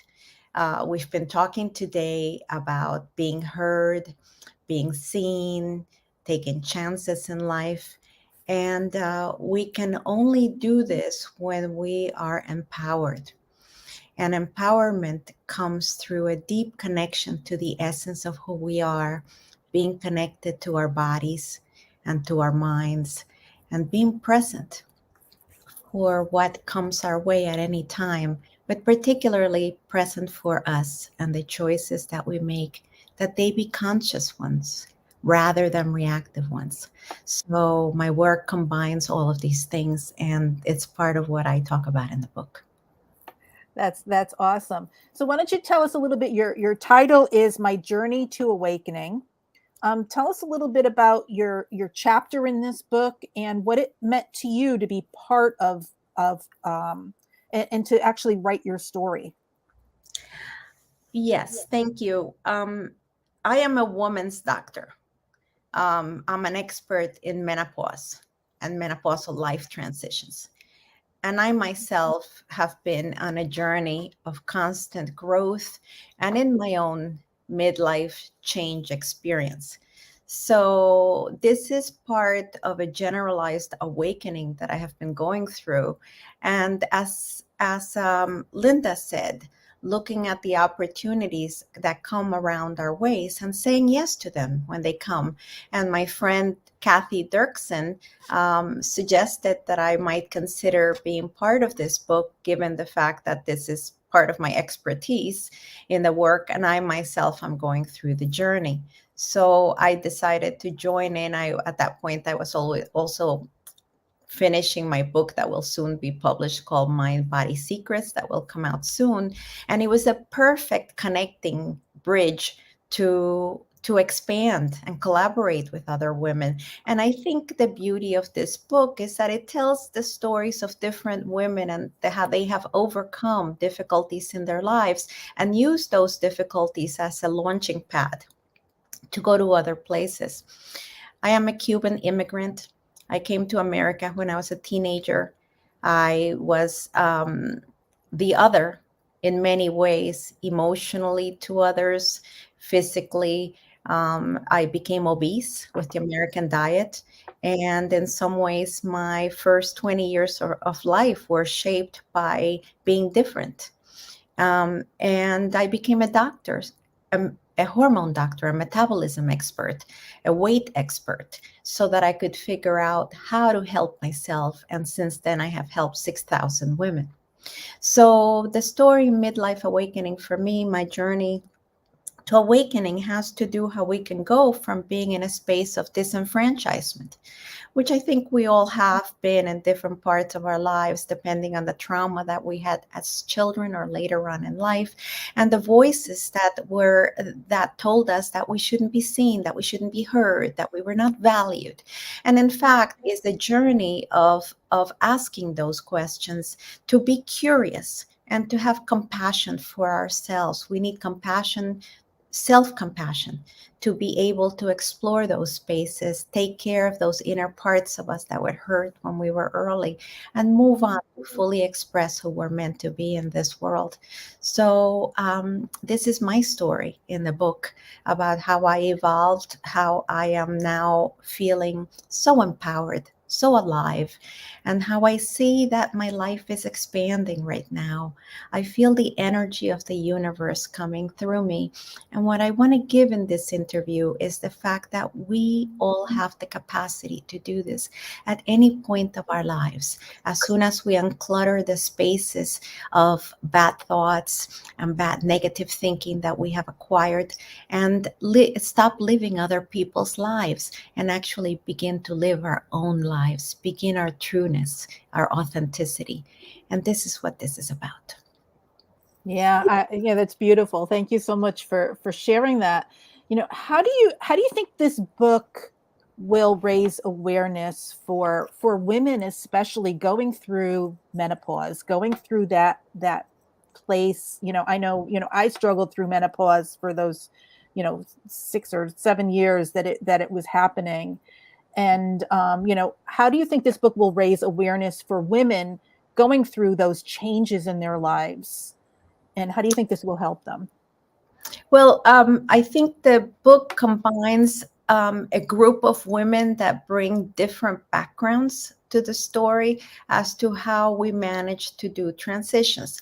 I, of course, as a physician, believe that we should not lose our hormones when we enter menopause. And if we are not compromised by genetic conditions that would be affected by it, I truly believe in maintaining hormones as we get older and keeping the systems that work for us, that keep us vibrant and alive. Other women talk about how how they found their way to their voices and to their empowerment, and took advantages at times where there was that void, like communications were needed to tell stories. There's other women that talk about things that they did in their lives earlier on that they're disappointed about because they listened to others instead of listening to themselves. And this is the humanity that we share as women. And there are 20 ways, and I'm sure that there's 2,000 and 2 million ways that we women have gone through this to evolve. And the more that we give language to our stories, the more that we hear how other women have dealt with their difficulties to evolve to a better state. This matters, and this is what this book is about. And I encourage that everyone that has the capacity to purchase it and share it with others, that you do, because it's a heartful space of sharing that will give you solutions and ideas of how to manage your own journey. So what was your experience like sitting down to write the story and then putting it out there, hitting that button and deciding that you were going to publish your story? Was there any hesitation? Was there any and what was that whole journey like from conception that, okay, I'm going to contribute to this book, until right now, and now that you're a published author in this book? Yes. Well, I was on the journey before I wrote this. So I had been writing for quite a number of years. And, my book was getting edited at that time when I had the opportunity to join this one. I feel so proud of the fact that I could sit down and that I'm at a stage in my life that I can be vulnerable and that I can say my truth. And I can say without shame the things that happened to me, because things happen because of conditions, not because I'm less than or anything else. And I want you all to hear that. Same things happen to you, but they don't have to do with your worth or your value or what you deserve or where you belong. So for me, it was a pleasure to actually, having written my other book, be able to now say, okay, let me just do a short experience of with the arc of my life. And I was very proud of it. I'm very proud to be part of this. And I think it's a gift to be able to take a chance to really write the arc of your life, and put it out there for others to read. So I encourage everyone to do so. For me, it was a lovely experience. And, it's always, we have to be curious and we have to wonder what everything that we do, as long as we do it in the service of others and in the service of giving a gift out from heart and from mind, it's going to work out. Yeah, I am too. I'm proud to be part of this book and to be able to share these stories because, I've gotten to read all of them and they're just such remarkable stories. And I just love being part of this. And we talked a little bit earlier about, finding your purpose. And you talked about, your journey and all of this. What are your thoughts about, stepping, when we're feeling worthless, or we're feeling that we don't matter, and how do we find our voice, how do we find and go after that purpose that I think a lot of people struggle with? Well, I think that sometimes the messages that we have in our heads don't have anything to do with us. There were messages that we somehow misunderstood and got early on. I think that having friends that remind you of who you are and the joy you bring to their lives and what makes a difference. We women need other women to lift us up and to support us. And also we can tell ourselves better messages, and we don't have to believe everything that we think about because it's not true. It's not true. So reframing our thoughts, creating new ideas, being inspired by other women, and realizing that we're all the same. We're all made of the same stuff. We all have the same potential, and allowing to buoy ourselves through the rise and the joy of another and the success of another, that allows us to follow the path to the next stage. And I think this book does that, and empowering books that tell stories about the evolution of us women. We're the generators of life. We're the givers of life, and no one should give us at the end the message that we don't belong, that we don't deserve, that we're not enough, because we women have done enough. We've done enough, and it's time to rejoice in that space. Yeah, absolutely. I love that. So what do you want the readers to take away from your chapter? What is the biggest thing you want people reading your chapter to know about? Well, first of all, that you can go from a place of nothingness and a scarcity to a place of fullness. That's message number one. Message number two is that we women often are not seeking help when we go through the menopausal transition, and that we should all seek help. And there are treatments and hormones and all sorts of things that we can do to feel comfortable, to be able to sleep, and to be able to continue our work without being limited by having evolutionary old ideas of how the body should work take the energies from us. I also would like to share that in midlife is a time to question things and not be afraid, but to have the courage to ask, is my relationship good? How are my relationships with my children? Now, are they leaving? What is really my true purpose in life? Was it really just to be their mother? Or is there more that I bring to the equation? There's a lot of things that we need to assess. There's a lot of uncluttering to do. What are we keeping that doesn't belong to us? What are we keeping that doesn't give us joy? And I happen to be fortunate to be married for 40 years. And nowadays, I think that people think about marriage as different. But I do think that it is possible to be married and to fall in and out of love within those decades, and to get we're spheres that can move apart and move together again. So I also value the fact that it is possible to keep relationships that last if we maintain positive regard and curiosity to find the newness in the other person in the next day. But there's so much hope, so much love around, and so much possibility that we need to hang on to that and try to lift ourselves and others. Sometimes just the words we give others are enough to lift them from their space and take them to the new horizon that they can't see. And if they get there, then other horizons arrive. And the possibilities are immense where we to allow ourselves to be fully ourselves, to be fully seen, and to be connected with others, because alone we don't rise. We rise in groups together, in community, in collaboration, in unity. So true. So true. I want to bring Linda up. And I know she wanted to say a few things before I know she has to run out. And Hi, Linda. Hi. That was funny. I brought myself. You said I want to bring Linda up. I was like, oh, I'm coming up. Okay, I'll come up right now. And then you kicked me out, Sally. Thanks so much. Right. Well, we both added you at the same time, so I know. I put you back down. Yes.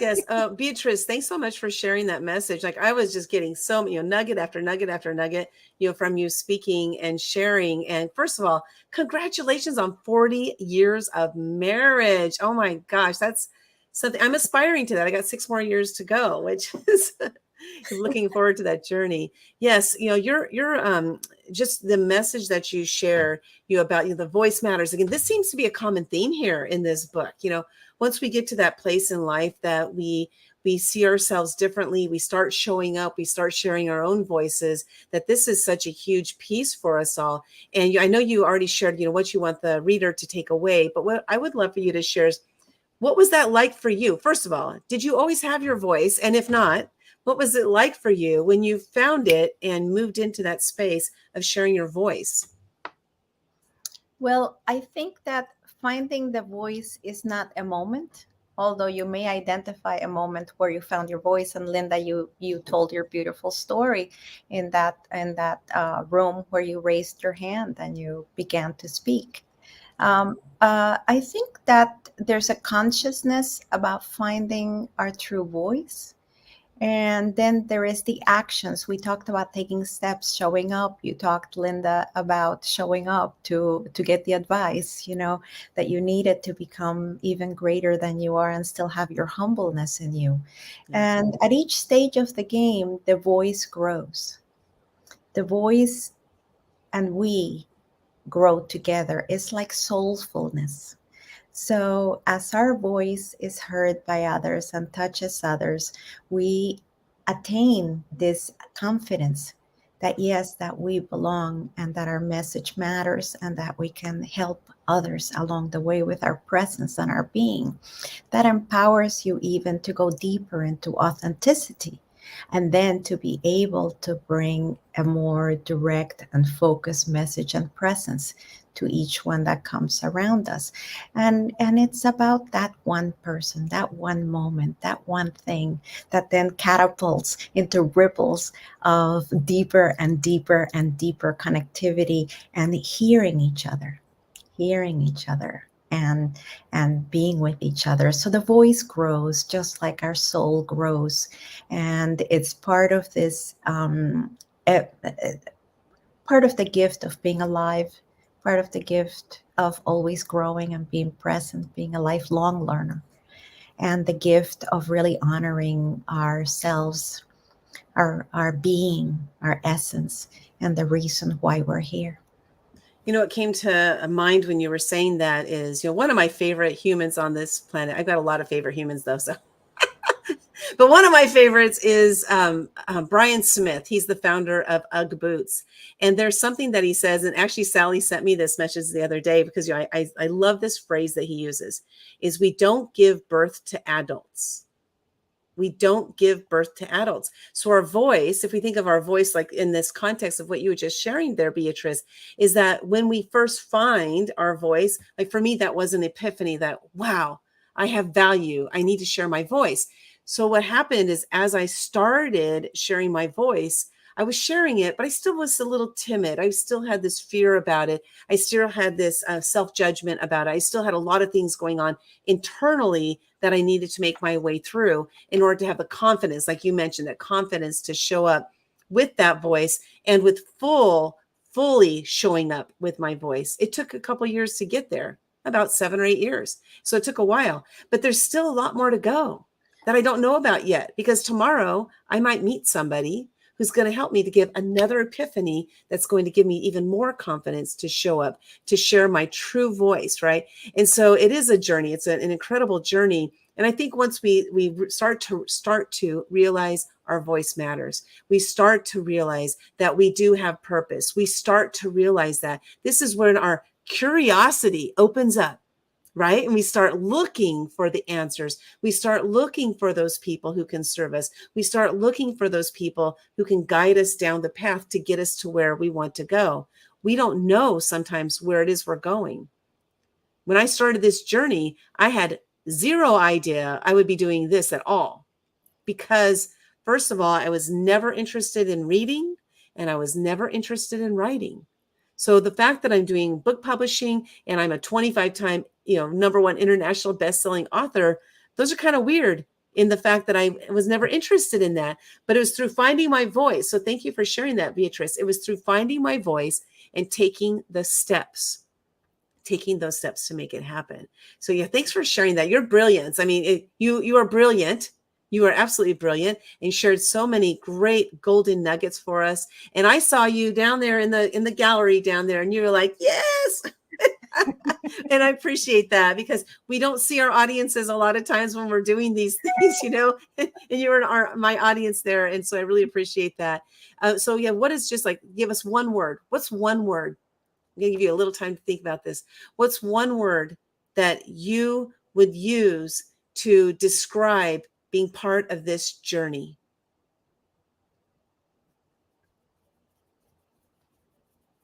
The gift. Gift. Ooh, that's a good one. The word. That's the gift. And we're all gifted. We get gifts all the time. The question is, are we willing to receive them? Are we willing to open up the package? Sometimes someone gives you a gift and you choose not to take it. So the gift, who does it belong to? But in this case, it was a gift to me and to the world, an opportunity to gift others all of our wisdoms through here. And I thank you. I thank you, Linda. I thank you, Sally. And I thank Kathy. Thank you so much for having me. And I look forward to future collaborations with you and to helping the world be a better place through our work. Yes. And you know what, Beatrice, you just gave us a title for one of our future books, by the way, The Gift. So thank you so much. Sally's like, okay, let's add that to our list. We have 76 titles that are coming up, and that's one of them. We're going to write that one down, The Gift. I love that. That's a great title and a great way to, bring people into sharing their gift. And so, Beatrice, thank you so much. We have more interviews to go. We could, of course, talk to you all day long, because you're brilliant. And I learned a lot from you today. Thank you for being part of this project. And we'll see you soon. Thank you. See you today at the launch party. Bye-bye.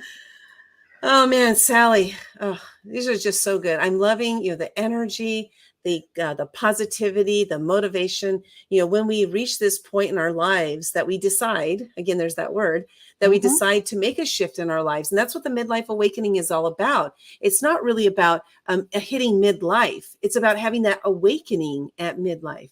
It's about saying, you know what, there's more for me. I need to explore what more is out there. It's about having that epiphany and saying, I'm ready to do something different. I'm no longer going to let my fears stop me from living my life.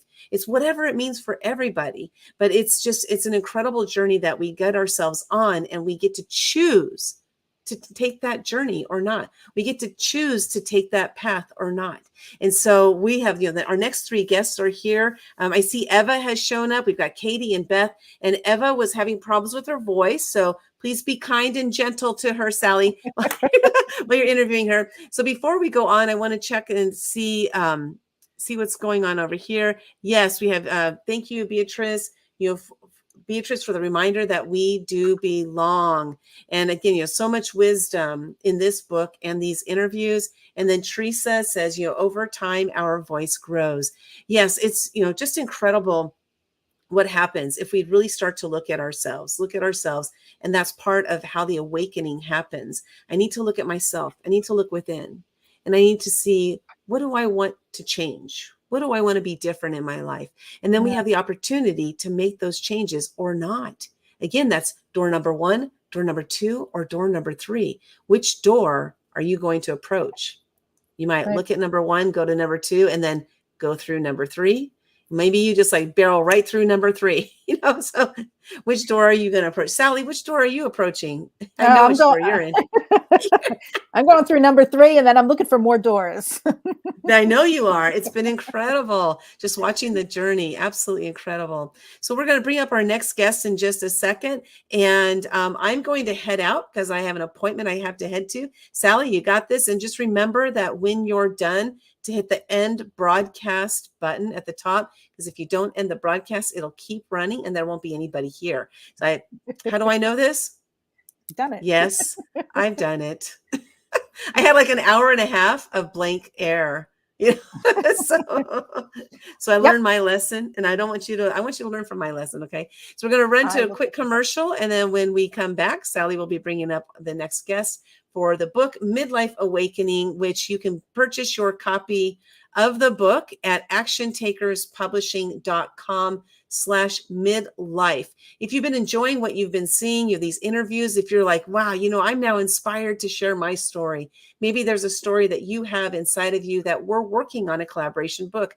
We have 10 books that we're currently looking for authors for. So you might be a perfect fit for 1, 2, 3 more of those. We don't know, but go check them out at actiontakerspublishing.com/author. And we're having our summer sale. So we do have a promo code SUMMER30, which will give you 30% off. So go check it out today. If you're ready to share your story, join us in one of our books. 1, 2, 3, 4, many of our books. We have one of our authors is in 5 of our books. So that's pretty cool. Sally, what you're saying about collaboration books? Yep. It's like opening a bag of potato chips. You can't stop at just one. That's right. That's right. I'm on number 25. So I'm looking forward to having a lot more come. This is 11 or 12 for me. So yeah. You hit the double digits just recently. Yes. I love it. So we'll see you in just about 33 seconds.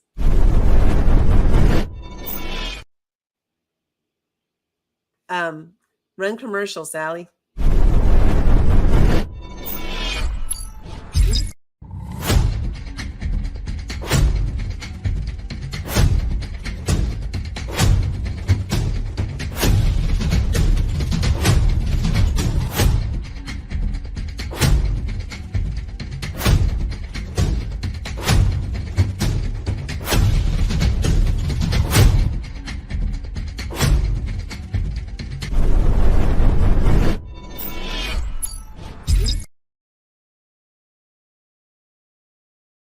Are here today with the authors from the book Midlife Awakening. We're so excited to be sharing this book out into the world.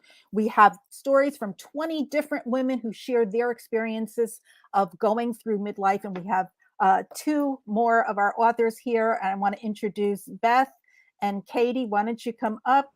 And we're going to talk about the process of being in this book, and and Ava, right? Yes. Is there too. Sorry. Okay. Yeah, we're going to talk about your experience of being in this book and what it's meant to you and the whole process. So Beth, I'll start with you. Your chapter is Failure to Thrive. Yep. Failure to Thrive mode. So why don't you talk about how you came up with that chapter title and a little bit about, without giving too much away, a little bit about what you write about in your chapter. Well, and thanks so much for having us here today. I wrote this because I feel like there's a a journey that goes along with the idea of a midlife awakening, and that there's kind of a before and after. And I talk about, the title says the before. And that happens to be a little more of what my book is about, or my chapter is about, is that before experience of, not really thriving, being in the world, doing just fine, looking good, to others. From the outside, people would think, oh, she's got it together. She's got this amazing marriage. I've been married for 27 years. I've got 3 boys. I was helping run a software company. It looked really good, but it didn't feel so good, and it didn't feel like I was thriving. And I think thriving, that feeling is, when you're really in alignment with who you are, and not just what people think you should be doing and what you think you should be doing, but what you feel you should be doing. That's thriving, is feeling alive, feeling good, and not just thinking that you look good. So there's some things that happen with this midlife experience where, in my case, my son was graduating from high school, and I just saw all those kids graduating and like launching off into their futures. It's such a beautiful moment, all those kids graduating from high school. And it made me reflect on my experience. And I was sitting there thinking, I remember feeling so free and so happy to be done with high school. It was like, school's out forever, like, yeah, that was this best, awesome feeling. I was sitting in the audience not feeling that, and was like, dang, I missed that feeling. And I really started breaking through, why don't I feel great? Why don't I feel awesome? What is up? Life is supposed to be better than this. And so I went on this journey now, really started looking into what could help me have more of that great feeling in my life. And what would it take to feel that? What do I need to do? What do I need to say? Who do I need to talk to? And it just led one thing to the next. And here I am writing a chapter in a book and meeting all these amazing women doing these incredible same things, like being in community with people who want to truly thrive in their life has just been such a joy. Yeah. And that's so key. And I think, for women especially, is being able to lift each other up, and I love that that's what these stories and these books do, for us as being part of it, and then also for the reader. So Katie, you're shaking your head. Why don't you tell us a little bit about your chapter in the book, and the journey to possibility, and what what you wrote about. Sure. Thanks, Beth. I love what you said, and I agree with so much of it. It was what I'm experienced with midlife is sort of a coalescing of those experiences that we had when we were younger, and taking the parts of those experiences and bringing forth into a better future, those things that speak to our inner being. And I see midlife as a time to journey inward and see who we really are, what we're really made of, and what we want to really do with the rest of our life. We have our society doesn't value women or doesn't value women as much in midlife. And I think it's this incredible time when we have so much less pressure on us for a career, for family, for those kinds of things. So we can begin to look inward and make sense of things. And from that place of power and sense and maturity, make the world really a better place. And so I loved writing about my experience, and then reading other people's stories was so exciting because I realized that this book is story after story of journeys that women have taken their experiences, mix them all together, and come up with how they actually want to be in life. And I heard from the previous interview that this is a choice time. This is a time when we get to do for us. So it's our turn, and it's an amazing time in life. Yeah, I love that. So let me, I'm working the controls here. You got it. Here we go. Awa, so why don't you, am I pronouncing that right? And why don't you tell us a little bit about your chapter is in alignment. And I know you've been having trouble with your voice today, so I don't want to, in alignment with my purpose. And you talk about you finding your purpose. Yes, that's correct. And can you hear me? Sorry, I'm Yep. having technical difficulties with my computer as well. um, so yes, the name of the chapter, it is in alignment with my purpose, and so grateful to be here first of all. And I wanted to share my story of how I was growing up and bring the readers, like, give them a background of how where I was and where I was going in life, because my childhood was a little bit you could say messy in some ways. I moved from one country to another one without knowing any English, and it was really hard for me at that time. Like the first 5 years was really hard. I was struggling. I felt like I had not a lot of support when I was going through a lot of things. And I just couldn't wait to kind of like finish school and go on with my journey. But I always felt like there was something missing in my life. Um, so I started to travel. I kind of like buried myself in traveling throughout the world, kind of, patching, things in my life.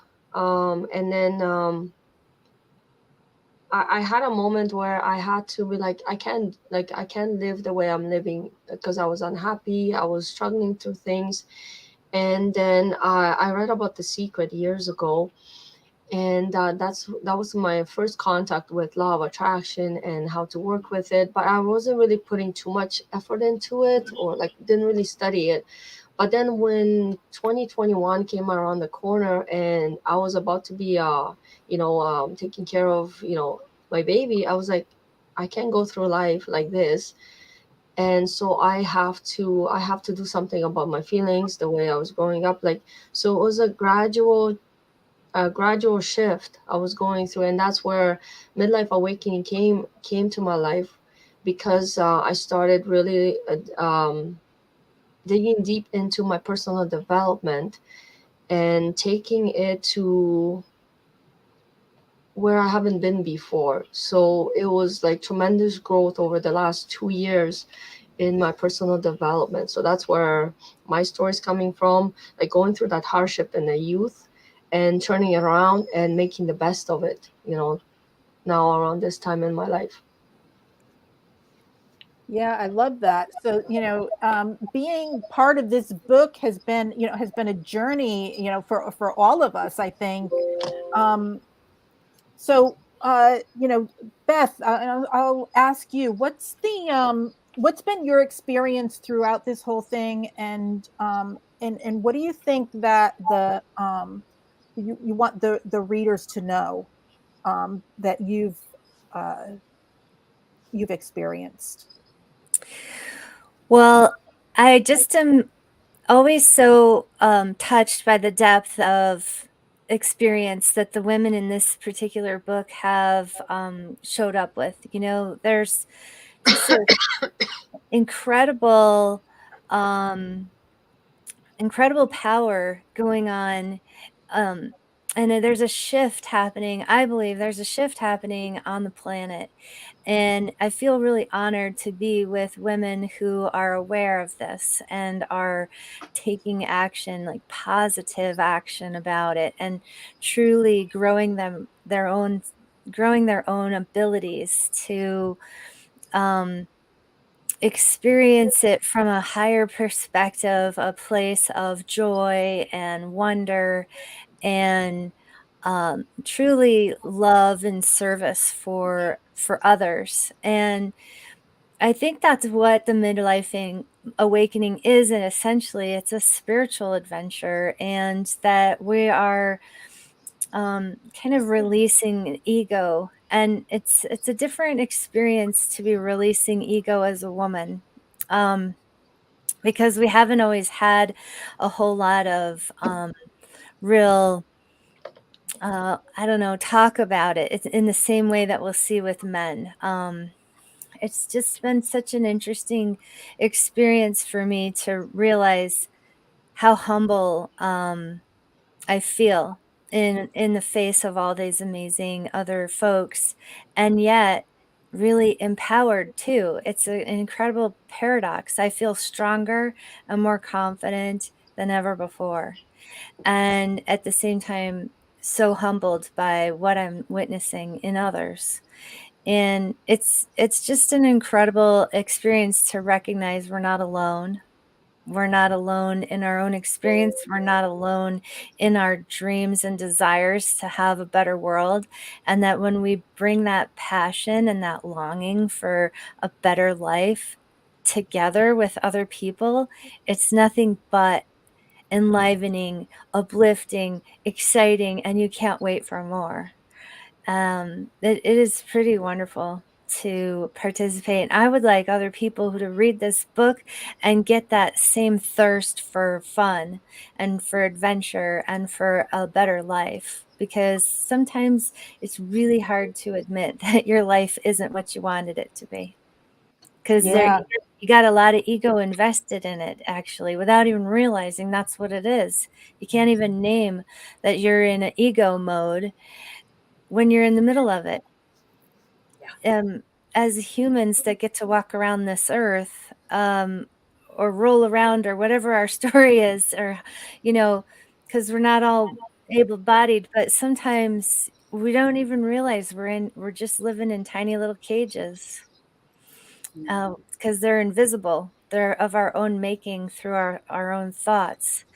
And each time you step out of that cage into the big world, it's an amazing experience. And sometimes it's a little bit like, ooh, maybe I should go back into that comfort zone. But when your comfort zone is no longer comfortable, then what? You gotta stretch it, and I think that's what I want everybody to do, especially women in the midlife, because we have so much to offer, and we have so much experience and awareness of what it means to be in service of others, and that's really where it's at. That's the new trend, as they say. People want to have trends. They want to be in the trend, and I never really got that. I never understood that. So it's a little awkward still for me to talk about it in that way, but I do think that is the new way of the world, and the new awakening that we're seeing on the planet in general. Not just a few of us. There's a lot of people waking up to this truth, that it's not just about the ego and our own selves and our own success. It's about the success of all of us together. Yeah. And I see Katie over there shaking your head. I know you want to say some stuff. I'm so Go glad. for it. So glad I get to go after you, Beth, because you are brilliant, and I ditto all of the things that you said. And I would like to add, as far as being a midlife woman, or a woman in my midlife, this is a wonderful time in history. We have access to Zoom, where we can find other people who are like-minded. And for me, this community gives me a sense of belonging, where with my childhood experiences, I never did really fit in. And it's something that I've been longing for. And the opportunities to be, I know that Ava, you're in Canada, and Beth, you're in Montana. I'm here in New York, and I just feel like I could, give you guys these great hugs. But I also wanted to add to what you were saying, Beth, that in the choices that are available to us, we can choose who we would like to surround ourselves with. We are so influenced by the people who are around us, and we also influence others. So the Zoom and just the opportunity to find those people who are out there who really empower us and encourage us to bring our energies and resources out. And then to have the courage to be curious instead of judgmental, to be loving instead of critical, to have loving beliefs, to encourage others. It's a great time to be a woman of midlife. Yeah, I agree totally. Ava, do you want to chime in on any of this? I totally agree with the two, well, all of you, but Beth and Katie, what they've said. And just to add a little bit, we're in an era where like I had almost zero support like around me. So when I found my support was mostly online through Zooms and communities like this, where my strength grew. And so I totally agree with that. There's such big movement on the planet. I can you can sense that. So it's so nice to have the support of all these women. I'm so grateful for all that, and just hearing the stories. We all grow together, by sharing our stories and such. Yeah, and then and that's the key is really getting our stories out there, sharing our stories, and being able to help other people. One of the things that we talked about earlier was that how we are all we had made that decision that we weren't gonna we weren't gonna take it anymore so much that what, I'm going to start living my life on my terms and doing things the way that I want to. I'm going to go after my purpose. And that's one of the books we have coming up is finding your purpose, and that whole journey to discovering who we are. And it melds well with this book because it's kind of the same thing. You get to a certain point of your life and you look back and you say, oh, I should be doing a lot more than what I'm doing. So how has that journey I mean, is that the way you approached it? How has that journey been for you? Have you found your purpose? Have you been on a quest for finding your purpose? And I'll start with you, Beth. Oh, I was like, no, she's not going to start with me again. I talk too long. I talk too much. I feel like No. this has been, yes, finding our own purpose is something we can't discover outside of ourselves. We have to go inside. We have to dive to the depths of who we are and what we're saying to ourselves and have a better conversation inside. And when I started that process, it was ugly. There was a lot of mean girls in my head.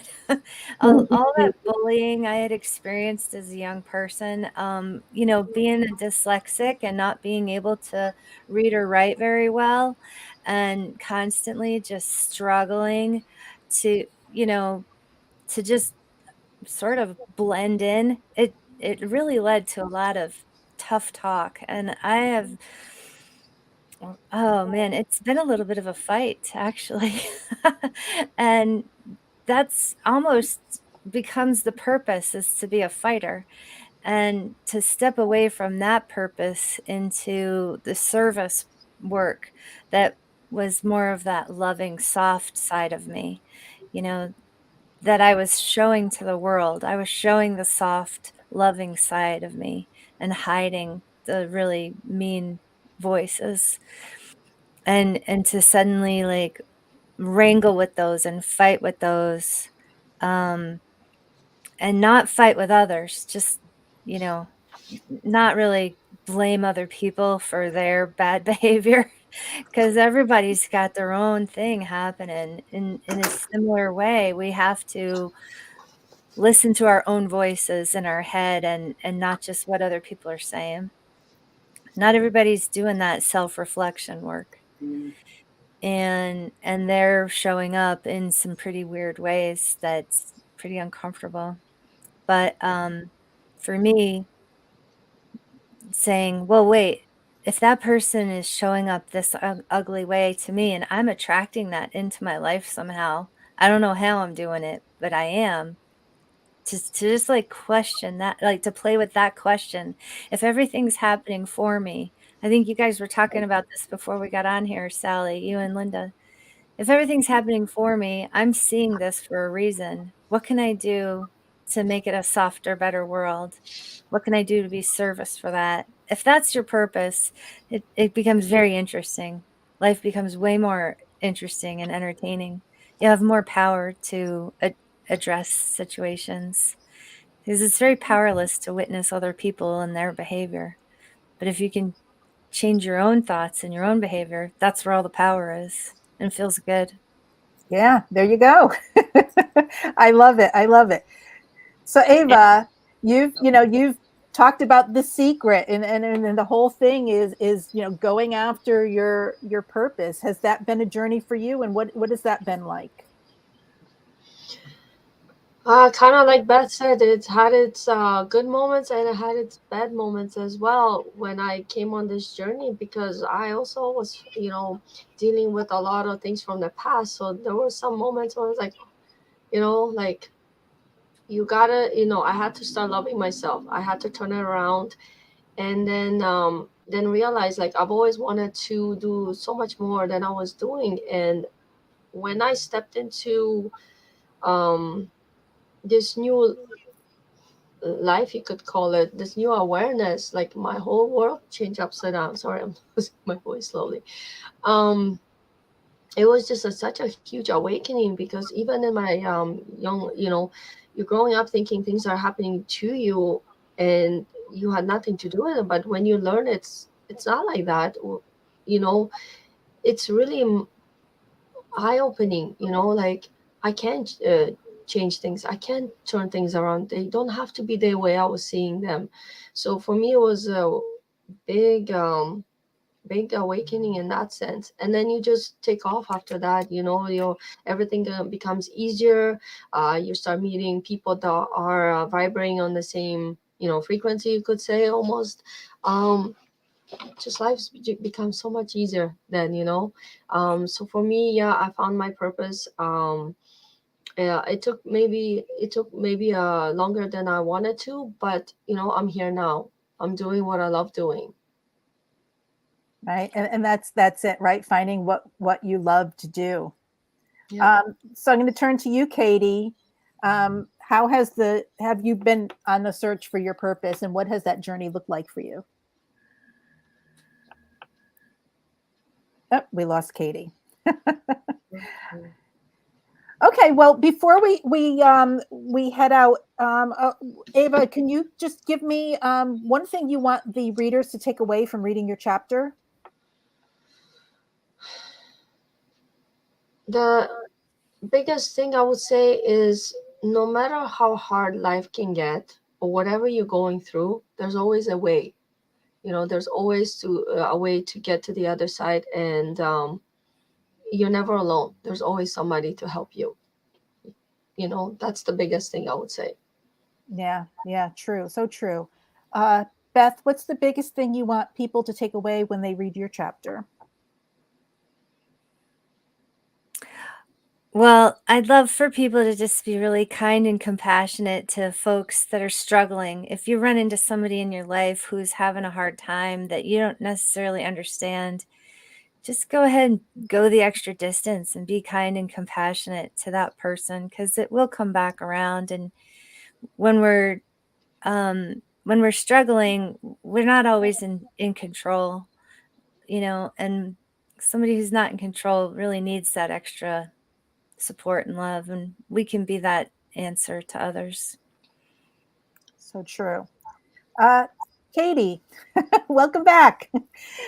So I don't know what happened, but as soon as Eva said, and things happen to us, boom, my computer went off. So I will go back to the question and reiterate what Eva said, which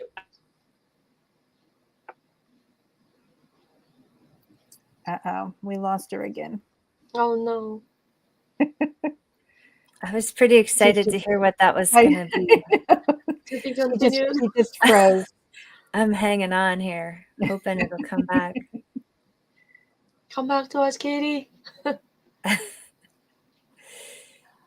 All right. Well, I'm just going to remind everybody to head on over to actiontakers.com/midlife. Get your copy of Midlife Awakening. We have the paperback version and the Kindle version available in all the different countries. So no matter where you live, you can get your copy today. And I want to, can I jump in, Sally? Yep. A lot of us put a bunch of time into figuring out the gifts and thinking about that part of it as well. Like, I know I did. I was really excited about that part, because then people can connect with us more. And, we're not just authors. We have other things that we do as well. And we would love to connect with folks, because it has been tricky in some ways to get out and meet people during this whole world reorganization moment of people staying at home and then finding they liked it at home and not getting back out into the world. Finding people to work with who are aware of these sorts of opportunities is, that's what we're looking to do here. And that's one of the things I love that we do too, is when you go onto that page and you look at the Midlife Awakening page on the website, you'll get, there's a form to fill out. And once you fill out that form, you'll get all the free gifts that the authors of this book have donated. And I think many of you have entered stuff in there. And so there's consultations, there's free PDFs, there's all kinds of stuff for the readers to take away, to read your chapter, to meet the authors, and to connect with them.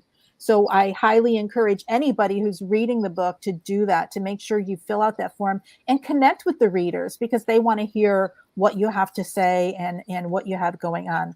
So let's see if we can bring Katie back up here. And we'll try this one more time. We have big storms here in New York. Big storms.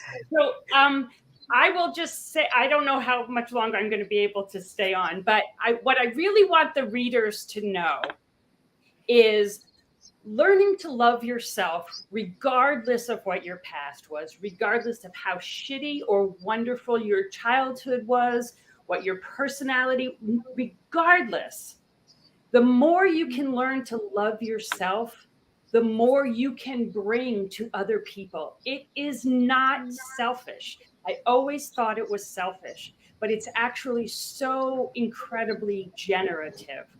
It's just, it's glorious.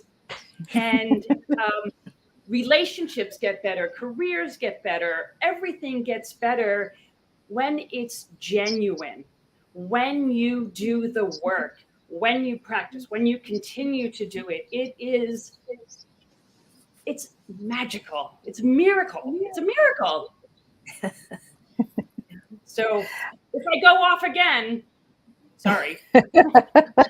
No worries. No worries. Well, thank you, each of you, for being part of this book, for sharing your story in it, and for joining us here today. And we're going to have our after party later on. So I can't wait to be there and party with you all. But Thank you so much for being part of this and sharing your story. And I want to, you three, if you're available for more time and you want to stick around for the next 15 or 20 minutes, we'd love to have you stay on, and we'll just talk a little bit more.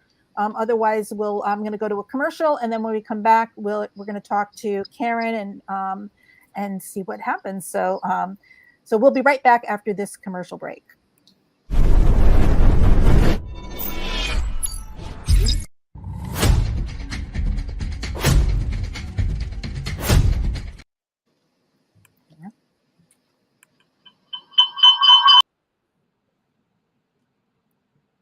The quick commercial.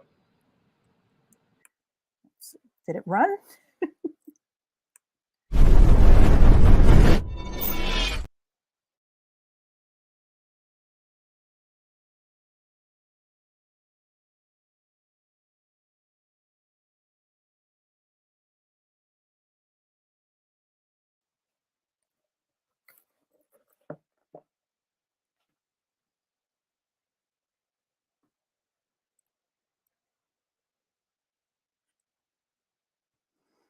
Okay, I guess we're back live. We're going to encourage everyone to head on over to Midlife Awakening, Action Takers Publishing / Midlife Awakening. Pick up your copy of the book, and we're launching today. And so we're excited to be here to have authors from some of the books here.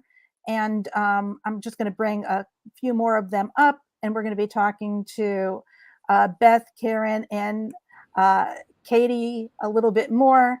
And Karen, thank you so much for joining us, for being part of this book, and for being here today. I know we had to reschedule a couple of things, and so your contribution in the book is An Educator Awakening, is your chapter title. So why don't you tell us a little bit about how you came up with that title, and a little bit about, without giving too much away, what your chapter's about. Okay, thank you for having me, Sally. This is an exciting day. I think all of us are, thrilled to be here and to be supporting this book. It's been quite an endeavor.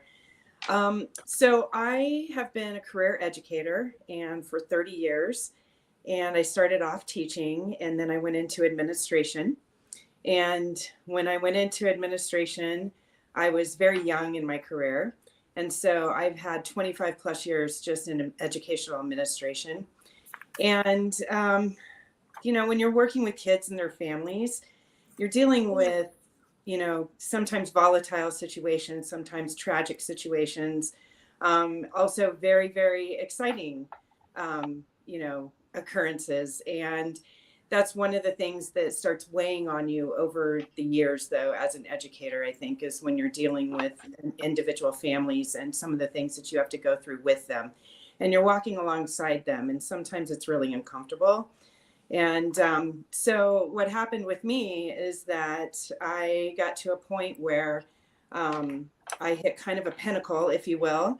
And in the book, I describe it as a meltdown. And for me, it really was, unfortunately. I heard some of you talking a little bit earlier about, fighting within yourself and trying to redefine your purpose. And what I found with me is that I actually needed to unravel my purpose. And so I had to step back and really kind of give myself some time, because I had never allowed myself the ability to just be me. And I was always used to pleasing others and taking care of others. And so I got to this point in October of 2022 where I had what I consider a real meltdown. And I went on leave from my job. And that was probably the hardest thing that I've ever done in my career. And but it was something that I needed to do. And that and that time has allowed me to really take a step back and decide. I think it was Beth that said earlier how to love yourself, or Katie, maybe it was, I'm not sure. And really, that is okay. It's all right. And in fact, it's probably the most important love that we can give is to ourselves. And I had never done that. And it was really a challenging time for me, and a challenging decision for me, because I made the ultimate decision that I was not going to go back into education. I have dealt with a lot of tragedies in my career. And so we learned that I have post-traumatic syndrome, and that I needed time to really unravel the things that I have experienced in my life before I could really be present. And that was something that I had not been. I had really just been kind of living the motions. And so it was very profound, and at the same time it was also humbling. Yeah, yeah. And I think we all have those points in our life where we have that, maybe we hit rock bottom, and we don't know what to do next. And so, and that winds up being the turning point for our life. It winds up being a place, that sometimes our biggest despair and our biggest challenges wind up being our biggest blessings in our lives, because it makes us think about what we're doing and the path that we're on, and say, hey, you know what? I need to take a different path. And Linda and I had talked about that earlier, making that decision that, okay, I'm not going to do this anymore. So what was that like for you? That epiphany and this journey through writing your story and putting it out there, has that helped heal you? It has helped. It's been really a wild ride. And I really look at it that I went through a grieving process. And that was, something that I had focused my attention on for over 30 years, starting back in college even. And so that was one of the hardest aspects for me, is that I really did have to go through the full grieving process. And at the same time, I'm also writing another book. I lived in Alaska, and so I'm writing a book about my experiences as an educator in a very small village in Alaska. And then, and if I hadn't taken that time, I never would have started that book. And I had promised my grandmother 20 years ago that I would write that book. And so it's almost done now, and I'm super excited about getting ready to launch that. And then I also developed a patent. And, those were things that I never, ever could have foreseen having done in my life. And so once I really made that decision that I wasn't going back into education, which, like I said, was the hardest decision I've ever made. Once I made that decision, the light started opening in my heart and in my head to bring in more things that I never thought possible. And connecting with other people. And when I connected with Kathy to actually ask her about the publishing process for my other book, that's when she told me about, she was writing and curating Midlife Awakenings. And I just, ironically said, oh my gosh, that sounds like a fantastic book I'd love to be a part of. And I didn't realize at the time that she was asking for collaborators. And so it worked out really well. And it was a process for me that took me a little bit of time to really sit down and write out my thoughts of what I've gone through. And I was very protective of them. And I'm still kind of being protective of them, to be quite honest.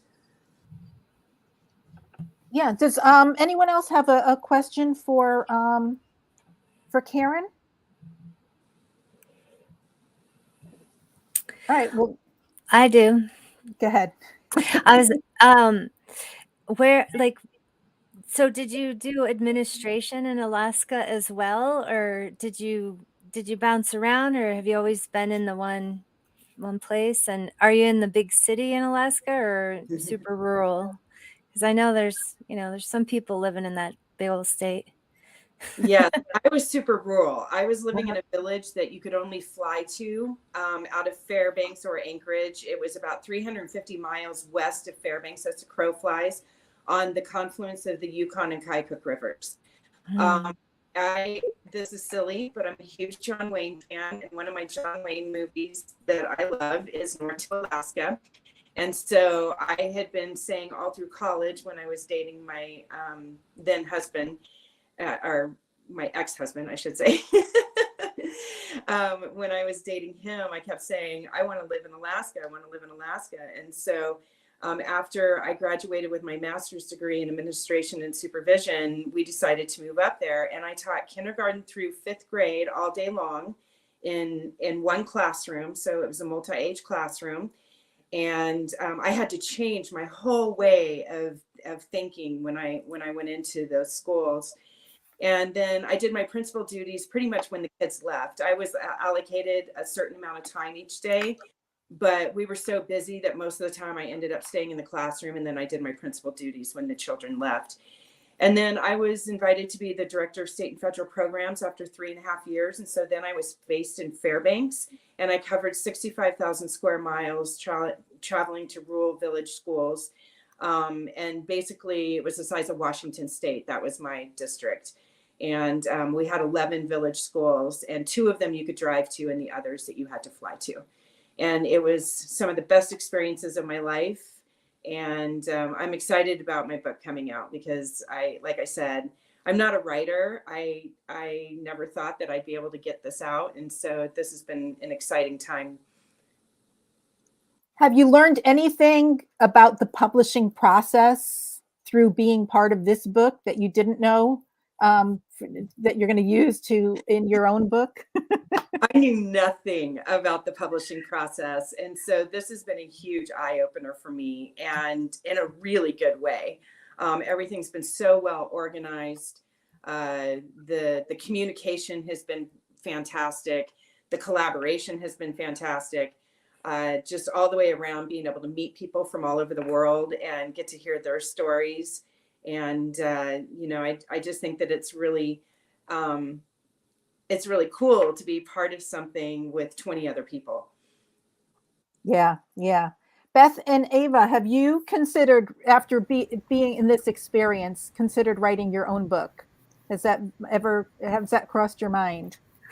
Well, yeah, I wrote a book, and it was why I joined this project, was to learn about it, because it, being in collaboration with people is just more enjoyable and fun. And a single memoir, it felt a little overwhelming, especially the subject matter of the memoir and the challenges that I know I'll be facing with that particular slice of my life. So, discussing that, I did mention it in my chapter here that, I had a pretty rough story, and it's not one that people talk about a lot. So to get it out there, I needed support and I've been finding it because, first of all, because I said yes to life. And then I said, yes to a whole bunch of other things, because life just starts coming at you like, oh, you like this? Here's this, here's that, and finding out that there's so many of these collaboration books is really exciting. I feel like I want to help bring people together to do one, Yeah, that would be great. Yeah. Ava, what has been your experience? Very easy with Action Taken Publishing, because I had a book. I started writing a book about 10 years ago, and it's still sitting on my hard drive, my own book. So I guess it wasn't meant to be. And then all of a sudden, while I was meeting all these people around, and you get to know one person, another one, all of a sudden Nikki Hall is the one who introduced me to you guys. Mm-hmm. And it was just like the easiest thing ever. I'm like, who, what, where, they do what? And I'm like, I was in like that. And I found it was such a easy, such an exciting, great experience to be able to write a chapter, so without feeling overwhelmed. So yeah, it was like the best thing ever. And I'm also coming up with another chapter, another book with you guys. So it's really yeah. So it's been a blessing. That's all I gotta say. Yeah. And it's fun. It's just so much fun, and it's fun being part of the community. It's fun being part of each book, and then getting to meet the other authors. So Karen, I'm going to go back to you. We talked earlier about, our journey to finding your purpose. And has that been what's happened to you? And can you talk a little bit on that? What has that journey been like? It's been a pretty rugged one. When I decided to take that giant leap and leave education, like I said, it was a grieving process. And the journey has had a lot of ups and downs, but I really feel like I'm getting more to the ups, and that's exciting. Like I said, when I started this, I had to kind of depurpose myself, and I'll be honest with you, I don't know that in my heart, I don't know that I've really found what my next purpose is. But one of the things that I'm passionate about, going back to kids, we have a lot of students, a lot of children that can't read. And most people don't realize that there's something called vision tracking that affects up to 40% of our children. And it's not diagnosed by a typical optometrist. And so one of the things with my next book and with my prototype, I'm going to have some of the proceeds going towards supporting families that can't afford to get their children that therapy, because it's out of pocket, insurance doesn't cover it, and it's extremely expensive. And my 3 children, I'm an educator, and I'm an elementary educator by heart, and started my career, and my 3 children, my own children, could not read, and I could not figure out what was going on. I was doing everything that a teacher would do and a parent would do. And so having gone through that myself and knowing how challenging that was, and it was also challenging for the teachers that they worked with too, because they were doing everything they could, and they couldn't really understand what was occurring. So once I got that therapy for my children, it really opened my eyes to what so many other kids need. And so that is kind of where my purpose is now more funneled, is that I'm still in the arena, I guess, if you will, with education in some respects. But I've already written a white page to the superintendent of public instruction here, and really just trying to, I guess, if you will, change the world in a different way. Yeah, and I've worked with children and teens, for years. And I think that, it just takes a special kind of person. So I applaud you for that. And I know that, they're struggling and they need the help too.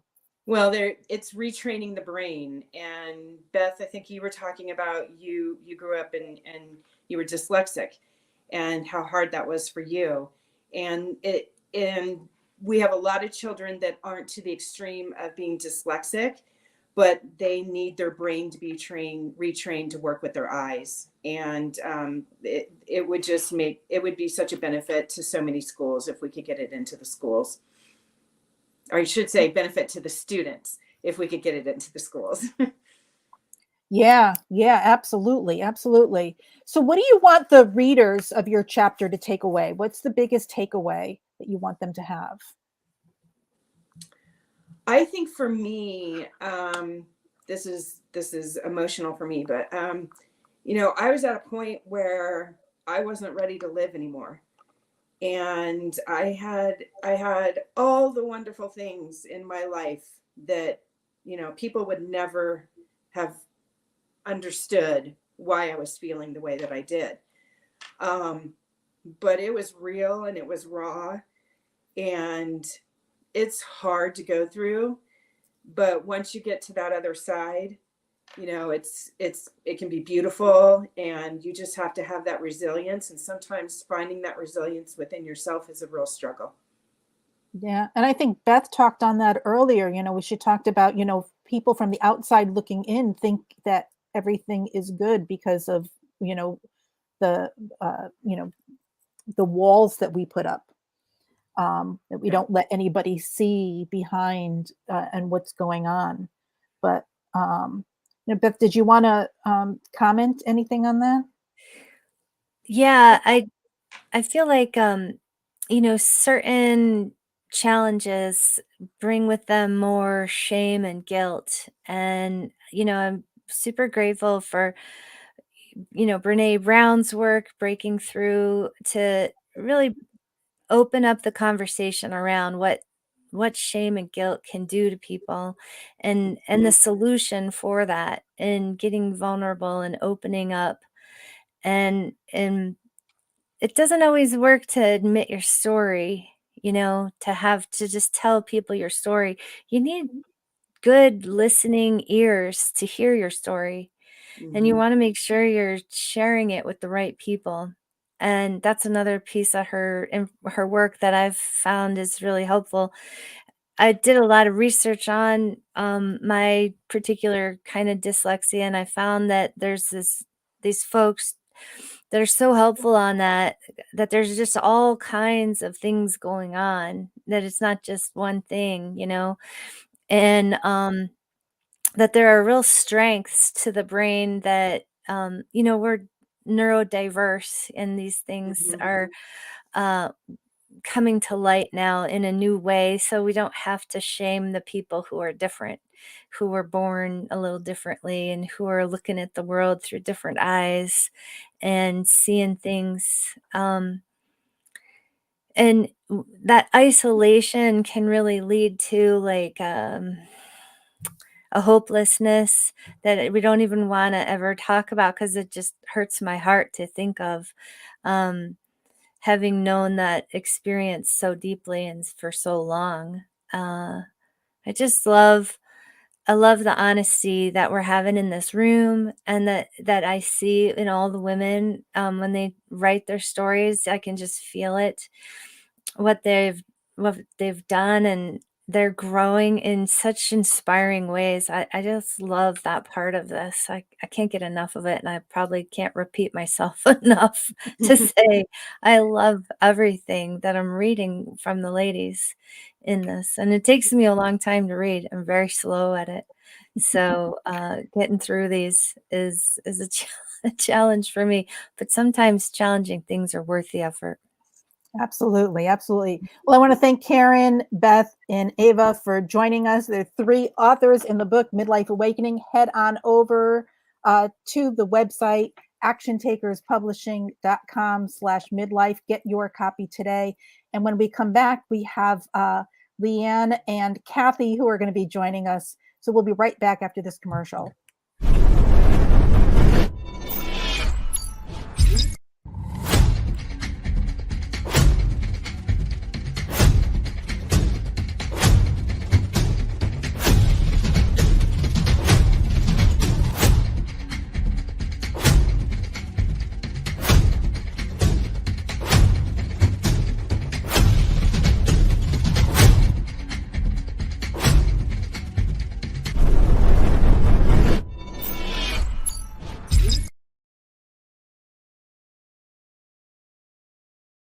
With the authors from Midlife Awakening, which is launching today. Head on over to actiontakerspublishing.com/midlife. Get your copy of the book, get free gifts from the authors. And I am excited to have Kathy and Leanne here, and we're going to chat with them about their chapter in the book. And Kathy, you curated this whole book. Why don't you just tell everybody a little bit about you and how you came up with this idea for the book, and what this means for you? Yeah, no, it's been such a journey. And this whole thing about midlife awakening and women stepping into something just bigger and knowing there's more to life, that has always been where my heart is. And so creating this book and this theme, hearing these stories and all the women sharing this morning has just been so inspiring and really hit home for me that this is a subject that women want to talk about and share about and build on. And so it has really inspired me to keep going with what I'm doing with these books, when I hear these stories and hear the impact it's having for them to be sharing these stories and hearing each other's stories. So thank you all for just being part of this and sharing this. And this will not be the end. We're going to keep going. Absolutely, absolutely. Leanne, why don't you share a little bit about who you are and a little bit about your chapter in the book? So hi everyone. Hi Sally, thanks for the introduction. So for those of you who don't know me, I'm Leanne Jones. I'm the founder of Braver Women. And Braver Women is a therapy and coaching company for LGBTQ plus women worldwide who are suffering with anxiety, all of the not good enough fears of coming out, being authentic, so that they can transform their lives to live with more passion, purpose, and pride. So my chapter in the book was largely around my own journey with this struggle. And when I was growing up, I realized that I was gay. I come from an Irish Catholic family. And I went to an all-girls convent school, and the demand for academia was really high, quite a religious family. So already there was a lot of constraints there, and a lot of conforming to the female gender role, which I found particularly difficult. And not only that, there was a lot of issues with my childhood growing up, a lot of family dysfunction, which made it a lot worse for me to be able to just truly be myself. And so as I was plodding on with my life, I just thought, I'm stuck in a pit of sameness here, really. I joined the police force, served for 21 years, and just thought, where the hell is my life going? I turned 40 in 2020 and thought to myself, is this it? Am I just going to finish in the same old job, doing the same old thing, draw my pension and die?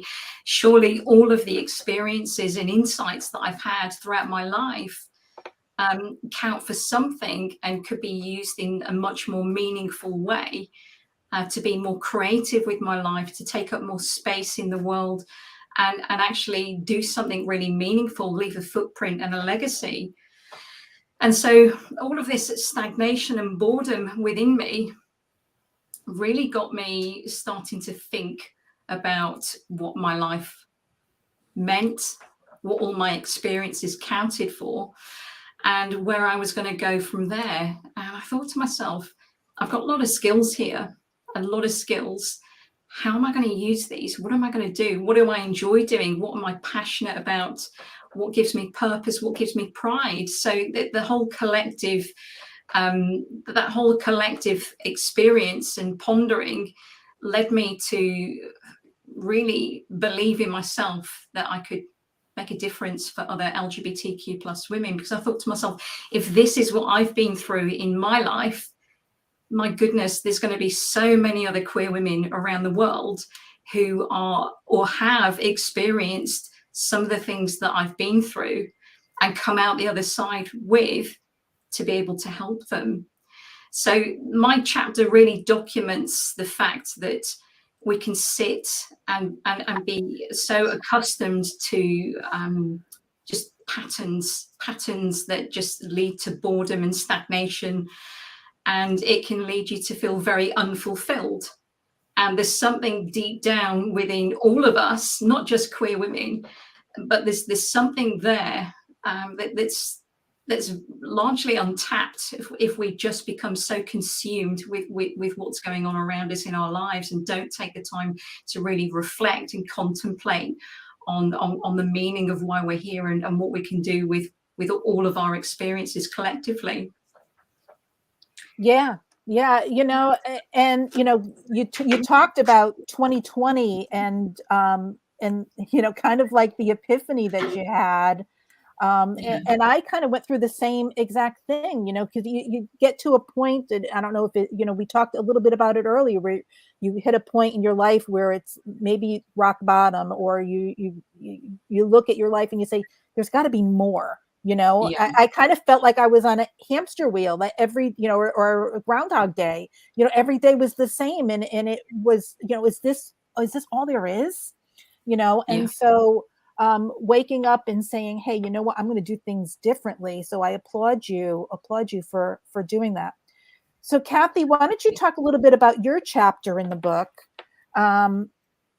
you're open to a world of possibilities. Yes, yes. And many in the audience, in the room, know a lot of my story and how I've been on my own journey for about 12 years now of really figuring out what am I here for? And like Leanne is saying, I think so many of us, we hit this time in our life where we think, yeah, what else? What is it I'm supposed to be doing with my life? And so over the last 12 years, I have been on this journey of figuring out what is my gift? What is the thing that I bring? And really getting involved with books has become kind of that eye opener for me. And it was interesting listening to the last group of speakers talking about different dyslexia and tracking and all those things. And that's my family story as well. I am dyslexic.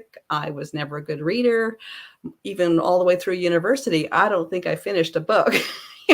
You just learn the skills to get through what you got to get through. And so if you'd asked me even 5 years ago, if I was going to be involved in the publishing world in any way, I would have laughed at you.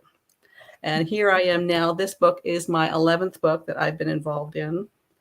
And this is my 3rd book that has been my baby. So I've created the theme, the title, brought together the group of authors and really kind of birthed this baby is really how it feels.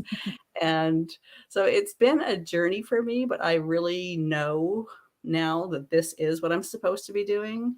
And the more I hear the stories as the women sit here today talking, the more it really is just reinforcing that, yes, this is what I'm supposed to be doing. Bringing together women, giving them that platform to share their stories. And I just wanted to share the quote that I start my chapter with.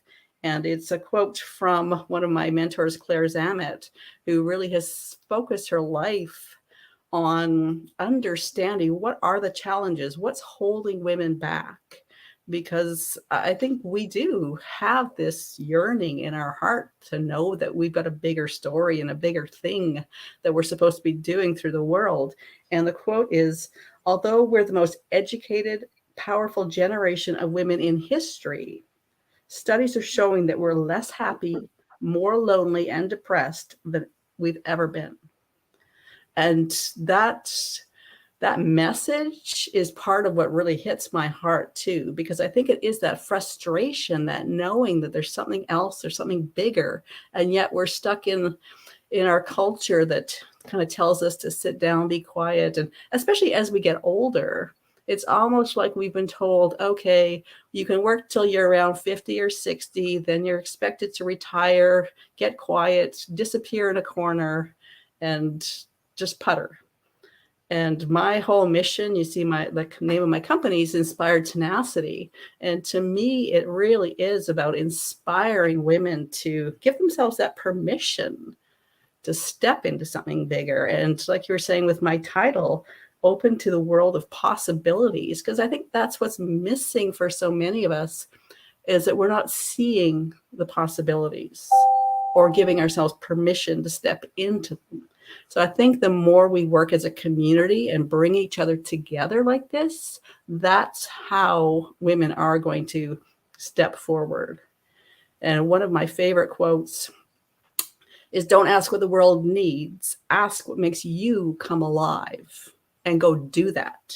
Because what the world needs is more people who have come alive. And to me, that just sums the whole thing up. Whatever it is that excites you and inspires you and brings that energy, that's what you're supposed to be doing. So whatever it is, go do it, because that's what we need. Leanne, I see you shaking your head over there. You want to speak on that? I absolutely echo what Kathy has just said. And interestingly, I've got some excerpts from my chapter here. And I talk about, in my company with Braver Women, I encourage them to do just that. Stop hiding, stop playing small, start leaning into what they know rather than what they think. And one of the things that I say to my clients all the time is, don't just think it, know it. Because I truly believe that deep down within all of us, there is this knowing, and often the thinking voice overpowers the knowing voice, and the thinking voice tends to get muddled up with everybody else's thoughts as well. So when you actually start to really just get precise with what's going on in you, what you want to do, then you can start to take some action with your life, and you can start to live more expansively and more purposefully as well. And so, you know, I really, I come alive when I hear other women like Kathy and like all the other authors actually who have that real sense of knowing and believing within them. But it takes some time for people to get on board with that. And this is why this type of work is so important, not just the authoring, but the promotion of what we're doing. And it's something that I massively advocate with my clients as well. So yeah, that's my penny's worth. I love it. So Leanne, how do you think that this book will raise awareness for the work that you're doing? Well, interestingly, I've had a lot of my clients who've bought it, and one of the opening lines in my chapter is the biggest source of unhappiness is boredom and stagnation. That static feeling of repetition and predictability permeating every area of your life. Wake up, get up, do the same thing on repeat. And I think there's a lot of women out there who can totally resonate with that pattern prison. I call it a pattern prison because years can sail by. And I think a lot of my clients will resonate with this because they have the what ifs. What if I would have done something differently? I wish that I could have done this. I wished I could have done that. So I think more than anything, it wakens them up to the fact that you can have some real change in your life. You can actually start to create your own life once you understand what routine you've got yourself into that you don't want to be in anymore. And with that comes the expansiveness, and with that comes the authenticity as well, and not listening to what other people think or say, and just really just following your own intuition and your own path. So I think that kind of thing will resonate a lot with braver women clients and anyone who's interested in therapy or coaching to become braver. That's what this is about, because what I tend to do is share a lot of my own struggles. I'm very honest about what I've been through in my life, because people like people who are like them. And so what I'm trying to do here is say to my clients, hey, I'm not all-knowing. However, I have experienced a lot of what you've been through. I understand it. I understand the nuances and all the intricacies that come with that fear of being different. And what I get them to understand is that being different isn't a disadvantage to keep them playing small. It's an opportunity for them to bring their unique perspectives and talents to the world, to live bravely as a braver woman. Yeah, I love that. Karen, do you want to talk on, stop playing small, that whole that whole idea? Well, going back to what Kathy and Leanne have been talking about, I think one of the things that we have to remember is that what holds us back typically is our fear.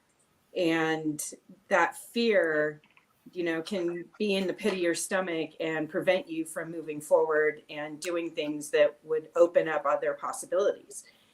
And so when you're talking about playing big, when I've been going through my situation, and I never really dreamed big. And so to think that I could actually have a book, that to me was something that was completely out of reach. And so it wasn't until I basically was forced in my own way. Wasn't until I was forced to kind of take that step back. And when I made that decision to leave, realized that I have to find, other things that are going to be fulfilling in my life. And it was fear that held me back from being able to take any of those steps forward. Yeah, it's so true. Kathy, what do you think? How has fear impacted you? I think fear has so many layers to it that we don't even begin to notice. We're so used to living in this kind of web of the stories that we're telling ourselves internally. And I think so much of our culture too is built around fear. You know, you look at the little kid, the little baby just learning to walk and being adventuresome and stepping out in the world, and they haven't learned to be scared yet. They haven't learned all these things that we're supposed to look out for and be careful of and not do. And so I think we could learn a lot of lessons from watching the little ones that just have that curiosity, just step out, reach out, absorb new things. And so fear has definitely been part of the part I see most recently around fear is in this whole journey that I've been on for the last few years around stepping into becoming an entrepreneur, leaving my job behind, leaving that security of all those things that we were told to create in our life. So, you know, a good job with a pension plan and benefits and a schedule and a paycheck, and to leave that behind to follow my passion that I know that I'm meant to be doing something else. There's a huge fear there, and it keeps bringing back new things sometimes too. So things like this, and you know, feeling the success in this group really helps to reinforce that I'm doing the right thing, and that fear needs to get put on the shelf and left behind. So what has the process of curating this book and bringing together these authors, how has that helped you, and what has that process been like for you? Well, it's almost hard to describe it.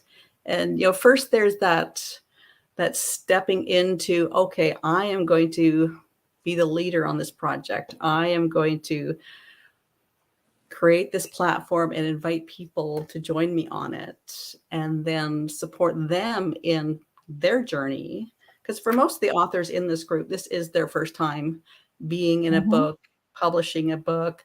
Like Ava was saying earlier, she has been working on a book for years, but it never has been published. It's never moved forward.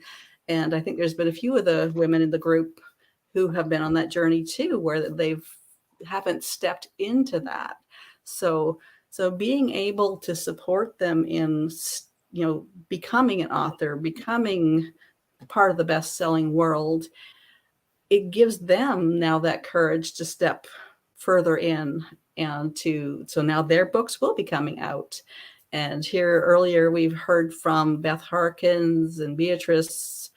Beth's book just came out about a month ago, and she just finished doing a world tour with her book, and Beatrice's book comes out in about a week and is launching. So to be part of this journey with this group of women, it is an experience that I can't really even put into words. The only words I can find are that it's reinforced that, yes, this is what I need to be doing more of. Absolutely, right? So Leanne, is this your first time writing in? This is my first time. And interestingly, before I started the business, I had like a vision board or a list of things that I wanted to achieve. And one of those things was to have a best-selling book. And actually, this list sits right opposite my bed, and it's been on my wall for the past 2 years. And I never would have imagined that I'd be in this position now. And I met Kathy about a year ago, I'm guest speaking on a podcast, and it's really strange how now we're working together when we were just purely guests in an audience. It's crazy. So happy too. It's fantastic, you know, to have this opportunity and to be able to work with some brilliant women. To have that platform to share my story as well. So it's been amazing. So has this process sparked anything else in you? Have you thought of maybe writing your own book or of course I have. Yeah, I absolutely have. And it's interesting when I wanted to do this project, I sat down it was almost like there was so much inside of me. I remember speaking to Kathy saying, what do I put where? And there's so much. How do I tell this story in a way that's actually going to resonate with people and be impactful, rather than just a whole diary of things that had happened? So it's given me the self-belief to know that I can actually do it. And I've got some ideas in mind. In the short term, what I am going to do is bring out a journal that's aligned to braver women. So I'm working on that at the moment. A lot of my clients have asked for something along those lines. So that's going to be my next project, but definitely inspired by this particular journey for sure. Yeah. I love that. And, the whole thing is that, it's one thing leads to another, and it opens up a world of possibilities. And it's true that, books do open doors, and it does open opportunities for you, number one, to get on stages, and for you to meet people that you wouldn't normally meet, and to be able to reach out to the other authors, and now the readers. And because as people start reading this book, they're going to start reaching out to you too. So it's that whole the reach that you have when you're part of one of these books is tremendous. And that's what I love what Linda and I bring to this, and I want to, and Kathy too, for bringing all these authors together to make this book happen. So before we get going, I just want to ask maybe one more thing. Kathy, what do you want the readers of your chapter to know about you, or to know about this book, or the process that you've gone through to curate it? Well, I guess one of the things is for them to know that this is an ongoing thing for me. So going forward, will be creating a long series of similar books. My focus is always on supporting midlife women, especially in our journey, and sharing our wisdom, and just supporting each other in this journey. And so right now I've got a few books that I'm working on, and would welcome any other authors that want to step in. And I know it's confusing for some people how this all works. So basically I collaborate directly with Action Takers Publishing, so Linda and Sally. So I create my projects to bring together my team, and then Linda and Sally with their team take over, and they do all of the other end of things. So we are direct collaborators in this project, but I've got my own projects that I get started and before I bring them over. And so right now I've got a few projects. Some are focused around women transforming leadership, which I think is really critical. The way that we are approaching making change in the world, I think sharing that is a huge way of supporting each other. I've got another book focused on grief, the various layers and shades, and what grief is in our life.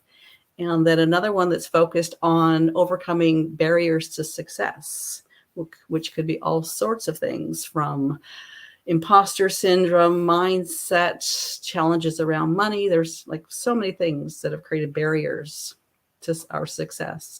So those are some of the projects I'm working on right now, and would love to talk to anyone interested in joining. And and I just love doing this. And I thank everyone who has joined me on this journey. And thank you all. And we'll be doing it again. Absolutely. Absolutely. So Karen, what's next for you? I'm finishing up the last of the book edits, and then going to be, searching around and getting that published. And I'm in the middle of having my prototype patented. And so that's exciting too. And I'm trying to figure out the next steps about how to get that marketed and into the hands of people. Love it. Love it. You'll figure it out, I'm sure. Yep. Leanne, what is the what's the one thing you want people to take away from your chapter? A connection. That's the one thing that I'd like them to take away, to know that they're not alone, to know that when they're reading my story, to know that change is possible by being able to connect with my journey and draw out the similarities in their lives, and to know that change is possible, and to reach out to me for some help and support, some coaching and therapy. Yeah. Perfect. Well, we're talking about the book Midlife Awakening. If you're interested in reading the stories of these authors and the others in this book, head on over to actiontakerspublishing.com/midlife. Get your copy today.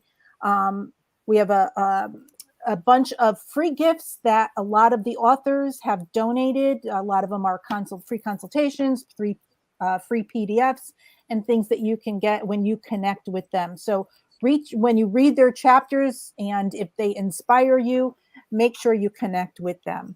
So I want to thank Kathy, Karen, Leanne, and all of the authors for being part of this today, and for joining us here. And we are so excited to have this. We'll see you guys later on at the launch party. But other than that, we're done for today, and just go out there and live your best life, right? Thank you, Sally. Thank you. Thank you all. Thanks, Kathy.